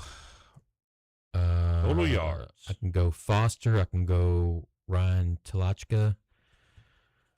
Oh boy. Tim Mastay and Landon Foster was on some terrible teams. So I'm going to go Landon Foster. Oh. You only get half an answer because only Landon Foster is right. Oh. He is number 1 at 10,693. Mastay, I don't have it written down. I think he was like 5th at 6,000. Oh, wow. Okay. Ryan Talachka, number 2, 8,880. For the record, I want to say this because I love Jimmy Carter, not the president. He was a one-term peanut farmer. He was only like 60 yards behind Talachka, who got bowl game stats. And Jimmy didn't because they didn't play in bowl games. Yeah, because they weren't good. Yeah, I was gonna say they just didn't give it to him then, but yeah, I'll take your way. I was trying to be nice, but and I looked it up. Talachka had 160 yards in those 2 bowl games, so he should be 3rd. People, Corey, I know people who know people. You can get this done, okay? You get Jimmy Carter back to number 2. I'll talk to my people. All right, last 2 questions, and this one's in honor of our man Nick Roush. Who has famously predicted that Kentucky will beat Alabama this year. He sure did. He is not backing down on it. Apparently, he's not. He is on a 24-hour binge. He's 10 toes down. So, if you do or do not remember, the last time you beat Alabama was? 1997. Okay, that's not the question. Don't get all excited. The question is, or 2 questions. First, who scored the first touchdown for Kentucky, and who scored the game-winning touchdown in overtime for Kentucky in the game? I mean, the last one was Craig East. I knew you would get that. Oh, first one. I knew you would know Craig my East. goodness. This one's a good one because I didn't play, but he played against my high school my sophomore year, I think. And my buddy got ran over by him, which he still brags about to this day. Derek Homer? That is correct. Come try to get me, gonna praise the Lord.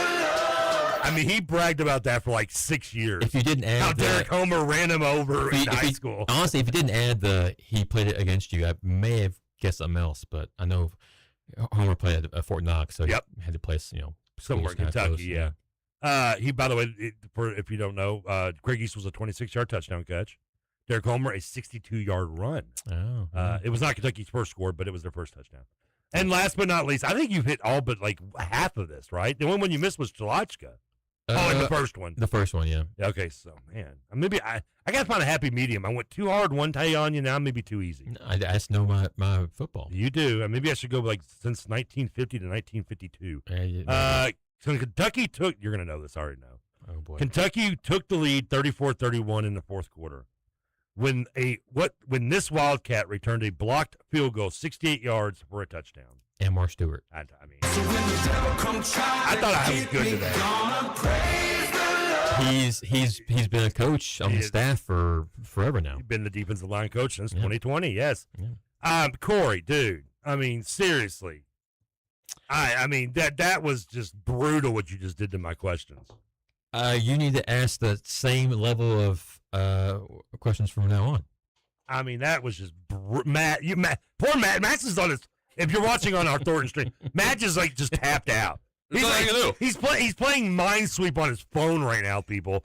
And he's just do kids still do that? I don't know. Now, Candy Crush, I don't know what it is. If you did, if you did Cal era basketball, Matt. Oh yeah, Matt would be pretty good. I thought I'd try. Well, first of all, it's football closer to season. Mm-hmm. Right. I'm trying to get into the Corey things. Right. I almost went with NFL Hall of Fame stuff. Ooh. And just as I was doing that, I thought that might be where Corey's going this weekend because I didn't think about Matt joining the show and everything. Mainly because I was just told his name was Sack. You didn't know it existed yet. Yeah, I didn't. Sure. He came in the door. I was like, "No loitering, dude." In studio. So I was kind of like, okay, I didn't go that way. Maybe I should have gone to the Hall of Fame route. Can I go off the top of my head? Definitely would have missed more if you did that. Yes. There's 5 guys going to the Hall of Fame this weekend in the Hall of Fame. Can you name them? Larry Fitzgerald. Yeah, that's correct. Number 3 pick in the draft out of what Roger college? Pittsburgh. Okay. Roger Craig. Roger Craig was a second-round pick by the Niners out of what college? South Harmon Institute of Technology. That's a great reference. Would you like to see my wiener? The answer's no, Trevor. Nebraska, by the way. Luke Kuechly? Luke Kuechly from Boston College. Yes, correct. Oh boy, the other two. Because I've seen their videos. The other two, you know. I mean, come on. I mean, I'm sure I know myself. You can't remember off the top of your head. Yeah, no. What positions are they? I'll try to remember. One's a quarterback. Really? Drew Brees. Drew Brees. I shouldn't have to ask where he went. Purdue, okay. yeah. And the other, I'm going to say the other one you're going to know it's kicker. Oh, Adam Vinatieri. Which, by the way, for the record, if Adam Vinatieri's getting in, David Akers better damn be getting in next year. Because David Akers, believe it or not, people, better kicker in his career than Adam Vinatieri. Yeah, doesn't have the rings. Super Bowls, yeah. Doesn't have those rings. That's a kicker stat. But when you knows look at those numbers, break them down, Akers pimps Adam Vinatieri. Pimps him. Like the guy in Pulp Fiction hanging with a red ball in his mouth. Which is kind of what Corey did to my trivia, by the way. Corey, any guess where Adam Vinatieri went to school? South Harmon Institute of Technology. I don't know. Someone's damned if I go there eventually. Yes, that is correct. Oh, well, it's close. It's North Dakota State. Oh, wow. It's actually pretty close. They're like, they share a campus. Right, I mean, yeah. it's. All right, gentlemen. Corey, I got to get you out to do adult things. We're late for the break. I'm I sorry. got to go back to work. I don't think Corey wanted it. Corey's just making this go longer because he doesn't want to go back to work today. Well, you were asking questions that I knew, so You're excited. I felt great. Did we do better this week, Corey? Are you in a better mood? Jacob was not here, so it was a little more calm. But you still brought it. So I worry that Corey was so mad at us last week, Matt, that he went back to his office and cursed out some poor secretary. He's like, I said decaf woman. He smacks it out of her hand like he's John Hamm or something. I don't cuss a ton. I was borderline not pleased, but it worked out. I'll be honest with you, the closest I think I've heard you cussing is South Harmon Institute of Technology. Exactly. Bingo. Oh yeah, bingo. That's a bingo. Just say bingo. Okay. The Logan Glorious Bastards reference for you. All right, we're going to take a break, come back. We're going to peek hopefully on the phone and get some insight on what's going on in Lexington. If we can't get practice insight, maybe you'll just go to Cookout and tell me what it tastes like. And then, of course, my man Matt Sack, who unfortunately just feels left out during trivia. I'm just going to just hand him the reins and let him talk and make TJ happy as well because he apparently is tired of listening to me. When we come back here on Kentucky Roll Call, I think he was going to do the Nick Roush for me. I think we're over here on the Big X. Roll call. There he is.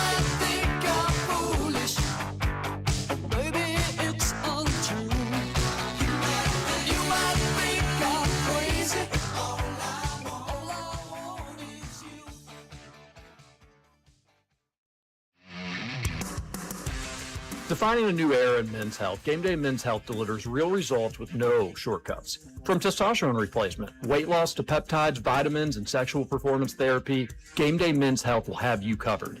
Their in-house lab gives you answers in just 15 minutes, and our clinic is designed for men who value privacy, speed, and results. Visit GamedayMensHealth.com. Real men, real science, most importantly, real change. Visit GamedayMensHealth.com. Calling all young golfers. The PGA Junior League at Old Capitol Golf Club is the perfect way to learn the game, make new friends, and compete in a fun, team-based environment. Open to boys and girls of all skill levels, our PGA Junior League is coached by PGA professionals, helping kids build confidence on and off the course. Join the team and experience golf like never before. Sign up today at Old Capitol Golf Club and let's tee it up. Visit oldcapitalgolf.com to register now. Options. When it comes to insurance, that's exactly what you deserve. I'm Chad Hennessy with InsureMax, and I've been proudly serving the Louisville area for over 25 years. As an independent agent, we work with auto owners insurance to find coverage that fits you, not the other way around. InsureMax delivers strength, service, and peace of mind through partners like Auto Owners Insurance. More choices, more options. Call me, Chad Hennessy, at 502-479-4085. Honey Baked Ham in New Albany is the perfect spot for a healthy alternative to fast food. They provide a variety of freshly made sandwiches, as well as salads and delicious soups. And you can dine in or take it to go. They also have many dinner options such as ham, turkey, frozen sides, and desserts, which provide a complete meal. Catering is also available for small groups or large gatherings. Call Honey Baked Ham today, 812-941-9426, or visit them, 3602 North Cape Court, Suite 23 in New Albany. Looking for a quality used vehicle you can trust? Visit Perry's Auto Sales, family owned and Christian operated for over 30 years. Whether you have great credit, challenged credit, or no credit at all, Perry's offers easy on-the-lot financing to help get you behind the wheel. Stop by their new location at 250 Boone Station Road, across from Kroger in Shelbyville. Call 502-633-0028 or visit perrysautosales.ky.com. Perry's Auto Sales, helping you drive home with confidence. Big X Sports Radio is fueled by Thornton's. Fueled by Thornton's. Where you can stop by for quality fuel, fresh food, and friendly service. Earnify helps make every visit count. Members save 5 cents per gallon every day. Every day. Earn points on fuel and convenience purchases. And receive a 250-point welcome offer. Download the Earnify app and start earning at Thornton's today. The plumbers, pipe fitters, welders, and HVAC technicians of Local 502's commitment to excellence can be seen in our community every day. The KFC Yum Center, Ford Motor Company, and the Omni Hotel are just a few examples of their professional craftsmanship. Local 502 has been part of our community for over a century and invests over $1 million annually training skilled local workers. Members of Local 502 are your friends, neighbors, and children's coaches. For more information, go to lu502.com. Local 502, built on excellence, building a better tomorrow. Life is made of lots of special moments, and every life deserves to be remembered. At Owen Funeral Homes, we believe honoring a life is more than a service. It's honoring a legacy of loved ones that mattered, loved ones missed. That's why more families are choosing to plan ahead, making decisions today that bring peace tomorrow. From personalized services to guidance every step of the way, we're here when you need us most. Visit OwenFuneralHome.com. Owen Funeral Homes, plan today and bring peace tomorrow.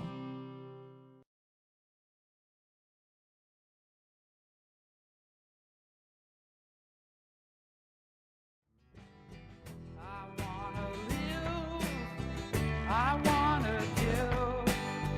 I've been a miner for a heart of gold. It's these expressions I never give that keep me searching for a heart of gold. And I'm feeling old. All right, welcome back. Kentucky Roll Call. Sorry, Linda. I can't.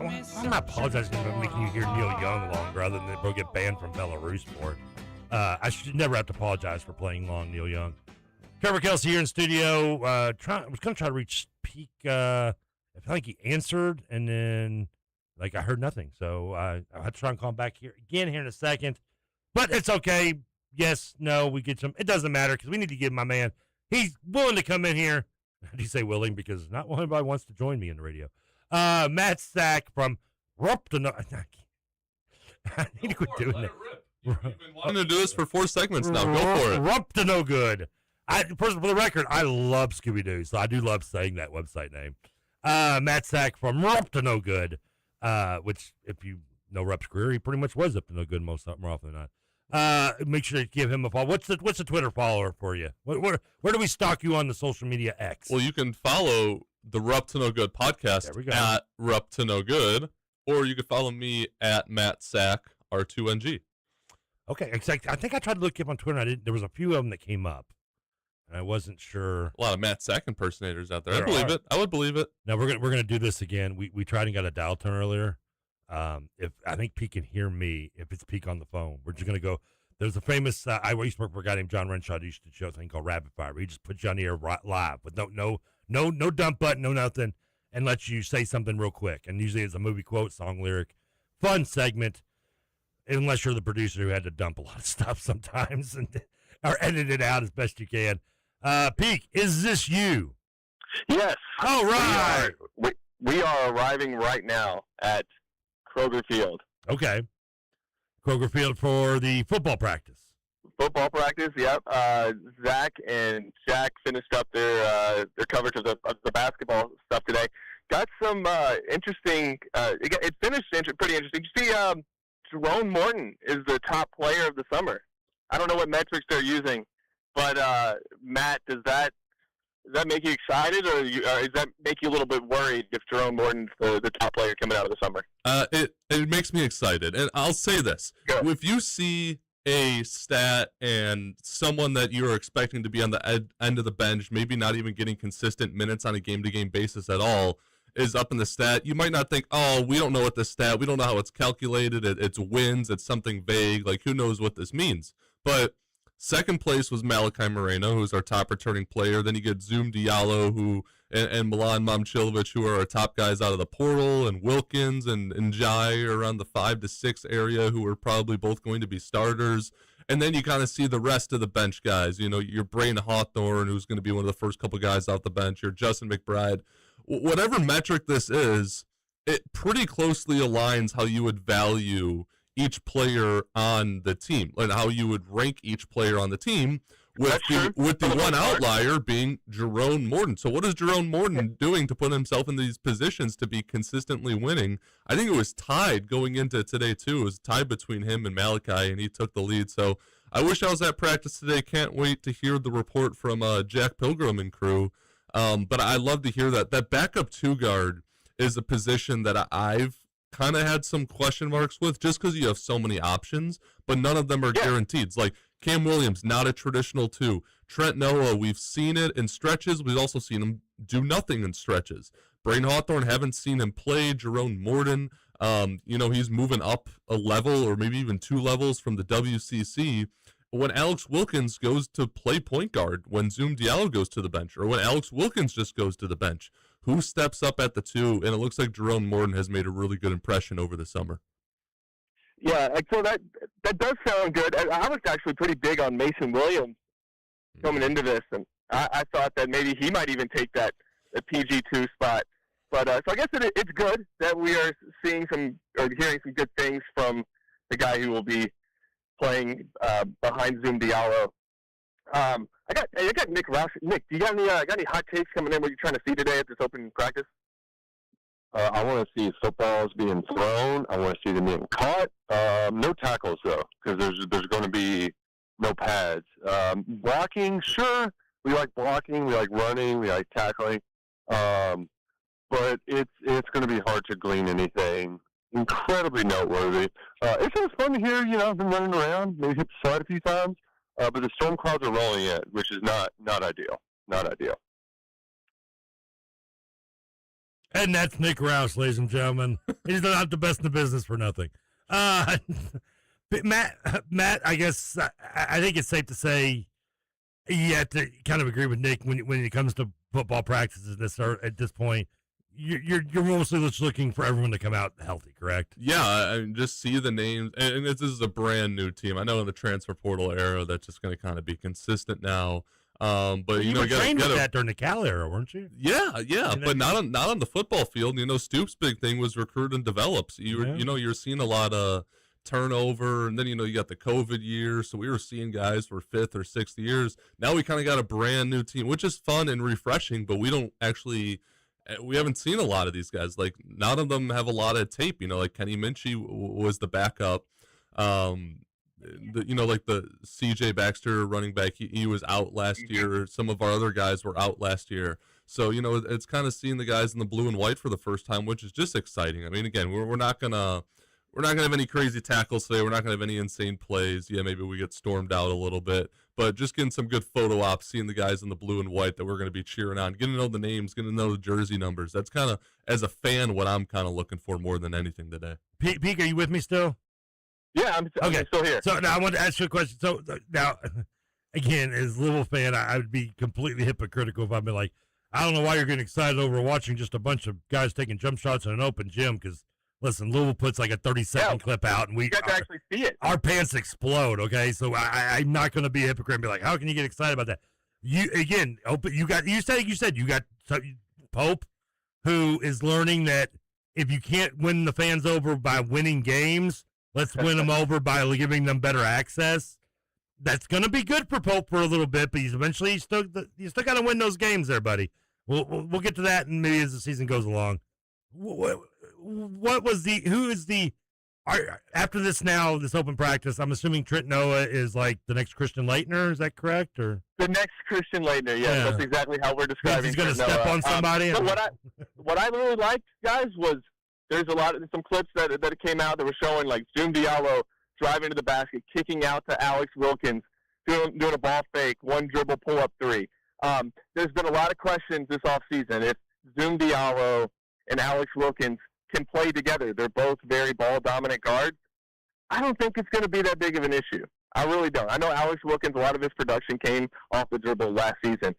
But, for one, I think his jumper is going to improve this season, and he's going to get more opportunities. The reason that he was so ball-dominant is obvious. We talked about this several times. It's because he had to be. So getting to see video of them out there today, I asked Nick and Adam, should we be a little more optimistic about what this season could be? I feel like maybe it's just the gloom and doom that's carrying over now as the 2020s have been, as Mark Story put it, it's going to be, or could be, sorry, it could be the worst decade in Kentucky basketball history. It feels like we're just carrying over the doom and gloom from last year onto this year's team. Matt, should we brighten up a little bit? Should we get a little more excited? Are you a little more excited now that you've actually seen video of the team, playing that wasn't released by the university? I was already excited because I'm just higher on the team than most, which I'm not going around tooting that horn because I say that every offseason. I'm more optimistic about Kentucky, but I can't believe how just negative, the general national perception is. I guess even that's kind of normal, but across the fan base, I'm like, a lot of people were saying, well, they just need one more scorer, one more shooter, and they're just short that. And then you get the best scorer shooter available in the transfer portal, and everyone's still kind of like, they're good, not great. And it's like, oh, we already were kind of good, not great. And then you add the best player in the transfer portal. That's a coin flip 3-point shooter and averaged 19 points per game, being a Big 12 all Big 12 selection. I'm sorry, you got Badunga because the best player in the transfer portal. I'm sorry. Yeah, our small forward is taller than your center. So yeah, I'm gonna say that we got the better player. But best player at the time left. Yeah, period. Whatever. It's not like you guys weren't trying to go for Milan. But anyways, it may not be done. This roster may not. We could be adding more. I'm completely with you. But Pete, you brought up the video, with Zoom and Wilkins playing off each other. That was awesome. I liked one. It was kind of more of a deep cut. I think it was Mason Williams was pushing a fast break, and he threw it ahead to Hawthorne. and then Hawthorne threw it to the corner to McBride, who knocked down a three. And that's just exactly how Pope likes to play ball. I mean, if you remember, you'd have like Lamont or Kerr pushing the break, and they'd throw it on the wing to Jackson or Kobe. And when if you see Kobe or Jackson in transition, you're like, oh my God, I have to get to them. I have to cut that off, and you have to cut off the ball handler. But because you have depth and you kind of have interchangeable 6'8", 6'7", 6'9" athletic wings, and all of them can shoot, you still have someone like Justin McBride who can bust his butt to the corner and be your Ansley Almanor and be that next guy to get the extra pass, and he knocks down a three. And he wasn't even that open because Usman Jai, 7-foot athlete, also sprinted down the court and gave a good contest, but McBride absolutely netted it. So, I mean, when you're able to kind of get to that, it got a lot of criticism because the rotation wasn't that good last year. But if we have 8 to 9, maybe 10 guys competing for minutes and the cream is rising, and you still have Hawthorne and you have McBride and you have all these athletic wings that you can just have, like, just be tall and athletic on defense and push it in transition and knock down open threes, and you just keep switching them and have all these different fun combinations. That is Mark Pope basketball. And this team is everything that we loved about the first year's team, except you have some definitive studs. There was no one we thought that would be a first-round pick. Malachi Moreno is getting lottery buzz. There is no one that was one of the top players in the transfer portal. Like Jackson Robinson was our prize, but he wasn't a top 20 ranked transfer. Right. I mean, objectively, even if you're a Louisville fan, Milan Momcilovic is top 2. So this team what's the class ranked? I think, I'm not going to shout out any competitors still on 3, but I do think that 247 has Kentucky as the second best transfer portal class? Yeah, and some of the other ones that don't have a player like Malachi Moreno returning, or even a Cam Williams returning. Right. Miami might be number 1. I'm trying to remember who might be number 1. That would be Louisville probably. Louisville probably number 1. But it'd be Louisville or Texas. Louisville and Texas. Oh, good call at Texas. Louisville and Texas have been pretty much mostly the number 1 and 2 transfer portal That's schools. fair. But Louisville doesn't have like a really key. Their top returning player is Adrian Woolley, who, when he had to start last year, Louisville was consistently losing games, and he was kind of an 8-point per game guy off the bench. That's Louisville's top returning player. I like to say we differ on the word consistently, but that's okay. I'm messing with you, Trevor. But anyways, we're not talking about Louisville. We're talking about Kentucky. I really do like this team. It's all the fun things we liked about first-year Pope with more talent, in my opinion. And watching it happen inside of Rupp Arena, like, they could have done this in Memorial. It's not like there was a seating issue, but they know that they did it in Rupp. They wanted to feel just the atmosphere, the energy, the significance of playing in Rupp Arena in front of just a small segment of Big Blue Nation. You definitely saw the intensity with the players today too, Peak.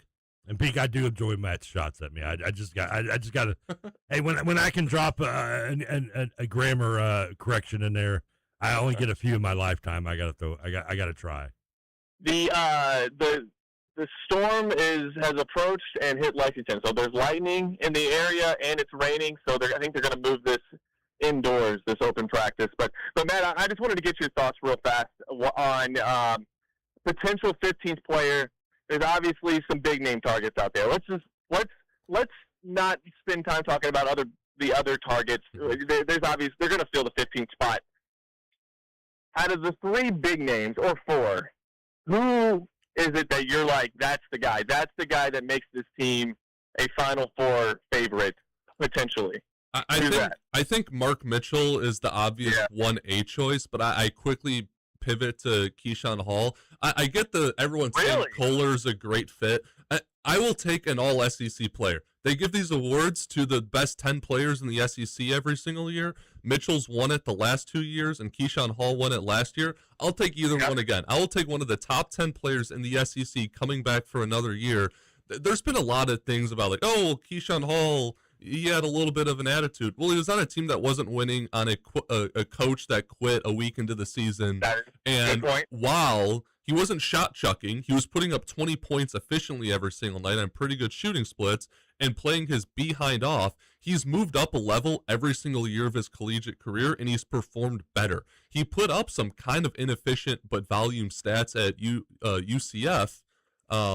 Then he goes to Auburn and puts up even better stats and even more efficiently at a higher level. So I am all in on him, but I mean, Mark Mitchell, just the fit of what is one thing that Kentucky needs? Well, you kind of got the shooting. How about just like another physical interior presence? You know, Milan's gonna be running off screens in transition, but what about a guy that can get 2 feet away from the basket, get to the free throw line a bunch, put the other teams the front court in foul trouble, get an offensive rebound, or just go right through someone's chest, Julius Randle style? With Malachi Moreno running the zoom up top, I mean, the paint's going to be open. You have all these ball handler player creators for him. I think Mark Mitchell is the perfect fit. And you can, because Mitchell's so big and physical, you can move Usman Jai as like a stretch 5 and still be fine inside because you still have a lot of size and strength with Mitchell and the 7-foot height of Usman Jai. So if you're worried about, the 4 room might get a little cluttered, you also can move Justin McBride to the 3 in stretches as well, the way that he's kind of playing and shooting as well. So I don't think that really I don't think that really takes away anyone's minutes who you think just needed them. I think it gives you a little bit of insurance in the front court if something happens with Frank Kepnang, That's what I'm worried about. especially just with the physicality, because he's your only real dominant physical presence right now, and Mitchell would give you a pretty solid one. Yes, I'm worried. Obviously, Matt, we've talked about this. Worried about injuries, and I also think too there's question marks around somebody like Usman Njai. Like, who knows? That guy could be awesome.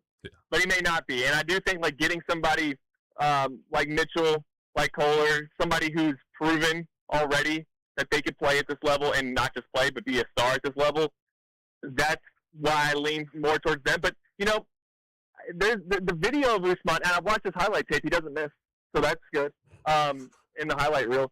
So, I mean, there's a possibility that he ends up being like very, very good. I think there will be a little bit of a ramp-up process, as there usually is with these guys. So we'll see. But that would at least eliminate a question mark for me by getting somebody. I think what is Mitchell, 6'9", can shoot pretty well, lights us up. So, but we don't even know. I mean, like that whole thing is all up in the air, right? I mean, who is even available? Who's going to be available from the 5 and 5? So and it's weird too. Like it's nearly the middle of August. And we're talking about adding a player to this team. You said it doesn't really, you don't think it matters as far as like having too many mouths to feed or throwing someone into the mix very late? You don't think that'll be an issue? I think at that position you would be fine because of the versatility and a lot of the question marks in the front court. Because, I mean, you could call Mitchell the backup 5, basically. He's going to be your starting 4, but he's also going to get some minutes when Malachi comes out. And Usman Jai can move up or down, and Justin McBride can move up or down. I think you could kind of pitch it that way. Pope always plays everyone a little bit and no one too much. So I think it would be fine. And again, I think Mitchell's kind of earned the respect of a lot of these guys as someone that, played very well, beat Kentucky last year, then almost single-handedly beat us in the SEC tournament. I think they understand that's a respect. Keyshawn Hall is where it kind of gets interesting. The only reason why I kind of like Hall too, just because we haven't seen Cam Williams yet. Now, if Cam Williams comes back and he's ready for the season and he's great, now you kind of get a little crowded on the wing. Like, how do you have Cam, Hawthorne, Milan, and Hall all kind of like at that 3 spot? And Noah as well. Trent Noah, Jerome Morin's going to play some too. Mason Williams is going to play some too. So you're definitely getting crowded there. Yeah. And again, I like the fit of Kohler, but to me, if you can add, do you want a good player who's a great fit or an elite player who you will make work because you'll have a lot of talent on the team and everyone else around is a good fit? And I'm going to take the elite player, in my opinion. Well, guys, I'm going to go ahead and head into the Joe Kraft football training facility and check out this team. We got to get checked in here too, and it is pouring down raining, so we're going to be inside today. But Matt, I really appreciate you covering for me today, and I'll let you guys take it the rest of the way. Pete, be careful, buddy. Don't stand near Roush because he is a lightning rod. Okay, got it. Get away from him. All right, Pete. Let's hope he's okay. Stays dry in there. I guess. I guess you still have the Nutter Fieldhouse in Lexington, right, Matt? We do. Yeah, he's gone. Yeah, I hung up on him. Yeah, I'm done with Pete. We do. So it'll be fine. I don't think there'll be too many people there. They'll be able to get inside. I'm sure it's mostly media today, anyways. We'll take a quick break. Are you going to stay with me for the next just one more segment? Do we have another segment? Yeah, I thought we we were do. done it too. No, well, we actually do an overtime. Are you okay with that? or not? Oh, I might have to get going. Not gonna lie. That's okay. I love. By the way, I love that statement when people say like, to be honest with you. So you do lie to me the rest of the time when people use those statements. Like some statements baffle me still. Matt, I've enjoyed hanging out with you. We're up to no good at We're Up to No Good. Make sure to go check it out. They're up to no good, and you'll enjoy every minute of it. I do, by the way, love the pun on the name. Thank you. I do, and I love the good pun. My first blog was L Yes Report, which a radio guy thought we were saying hell yes every time we said it, and didn't understand we were a blog.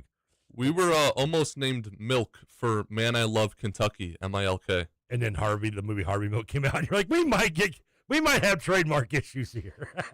Yeah, we went with We're Up to No Good, which shockingly hasn't given us trademark issues yet. The Rupp family hasn't called us out. Well, you're white; they don't care. So I'm going getting canceled already for this one. All right, Matt, I appreciate having you on. You know what? I tell you what, we're going to do introduction. I should do an extra segment. I should, but I'll be honest with you. I'm going to use this time. We're going to do a little replay because if Matt's going to join me, I'm going to use this time to give a call to my mechanic because I got to get my truck fixed. The fuel pump in my truck went out yesterday, Matt, and so I had to borrow my mother's car. Okay. My mom is smaller than you, which All right. is not saying a lot because I think you're as tall as I am. She's probably. shorter than 6'4". Okay. Oh, yeah, I'm 6'3". Yeah, I'm 6'3". She's like 4'11". All right. All right, and she drives like I have to bend myself in ways that like your girlfriend only does for you on your birthday to be nice. Hey, to get into this car, like I can almost like if I bent myself just a few more inches, I could do things that I would need her for. So to get in the car, that's how I squeeze into this car. And once I get in, like getting out's even harder. So I need to get my truck fixed. Is long story short. So I'm getting it towed right now. Actually, I just sent the information to the AAA driver while you were giving your dual working over here. I'm glad me leaving is enabling you to do that for the next 30 minutes then, 'cause that sounds like a rough situation. Like 24 actually, but that's close enough. Matt, honestly, always. I enjoyed having you on. I will enjoy having you on again. For the record, in case you are wondering, Patrick Murphy did text in. He says, let's see here. You all went 12 of 20. I thought we did better than 12 of 20. Did it feel like we did better, Matt, than that? No, that felt about right. All right. You would know. We started really bad. I thought we started hot and then faded. Either way. We went 12 of 20, which is over 500. That's all I want. That's right. Making it 6 times out of 8 that above 10. So there you go. No bragging. I led the way with 9 correct answers. Yeah, absolutely. It's the only time I can brag. Steve Peak, who was barely in and out, had 2. You know what? I'm giving one of your Peak answers to you. I think he got it right, but it was you guessing for him. Yeah, I think we gave Peak some numbers. Yeah, so I'll give Peak 1. Nice. Matt, you were at 1. Now you're at 2. Let's go. So congratulations. He said Corey went 8 of 12. I don't know, asked him 10, but I trust Patrick. He went 8 of 12 on the Daily Dozen. I will not be. He says he won't be able to do stats next week. He's going to be at a Billiards Congress. He says Congress. I think he means conference. Or Congress of American Tournament, I guess what it's called. It's in Wilmington, Ohio. So good luck to Patrick, our man out there. He's in an 8-ball singles bracket. Starts on Wednesday night and teams competition on Friday in the morning. He says boo. I don't know if he's booing the time or he's calling me boo, either or.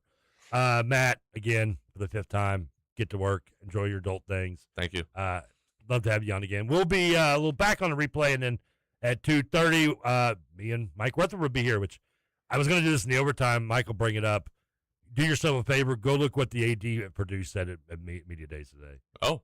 Apparently he took a shot at Indiana, which is like me making a skinny joke. I mean, it doesn't make sense, but you'll get to listen to it. I'll let you do it. Till tomorrow with Peak will be back.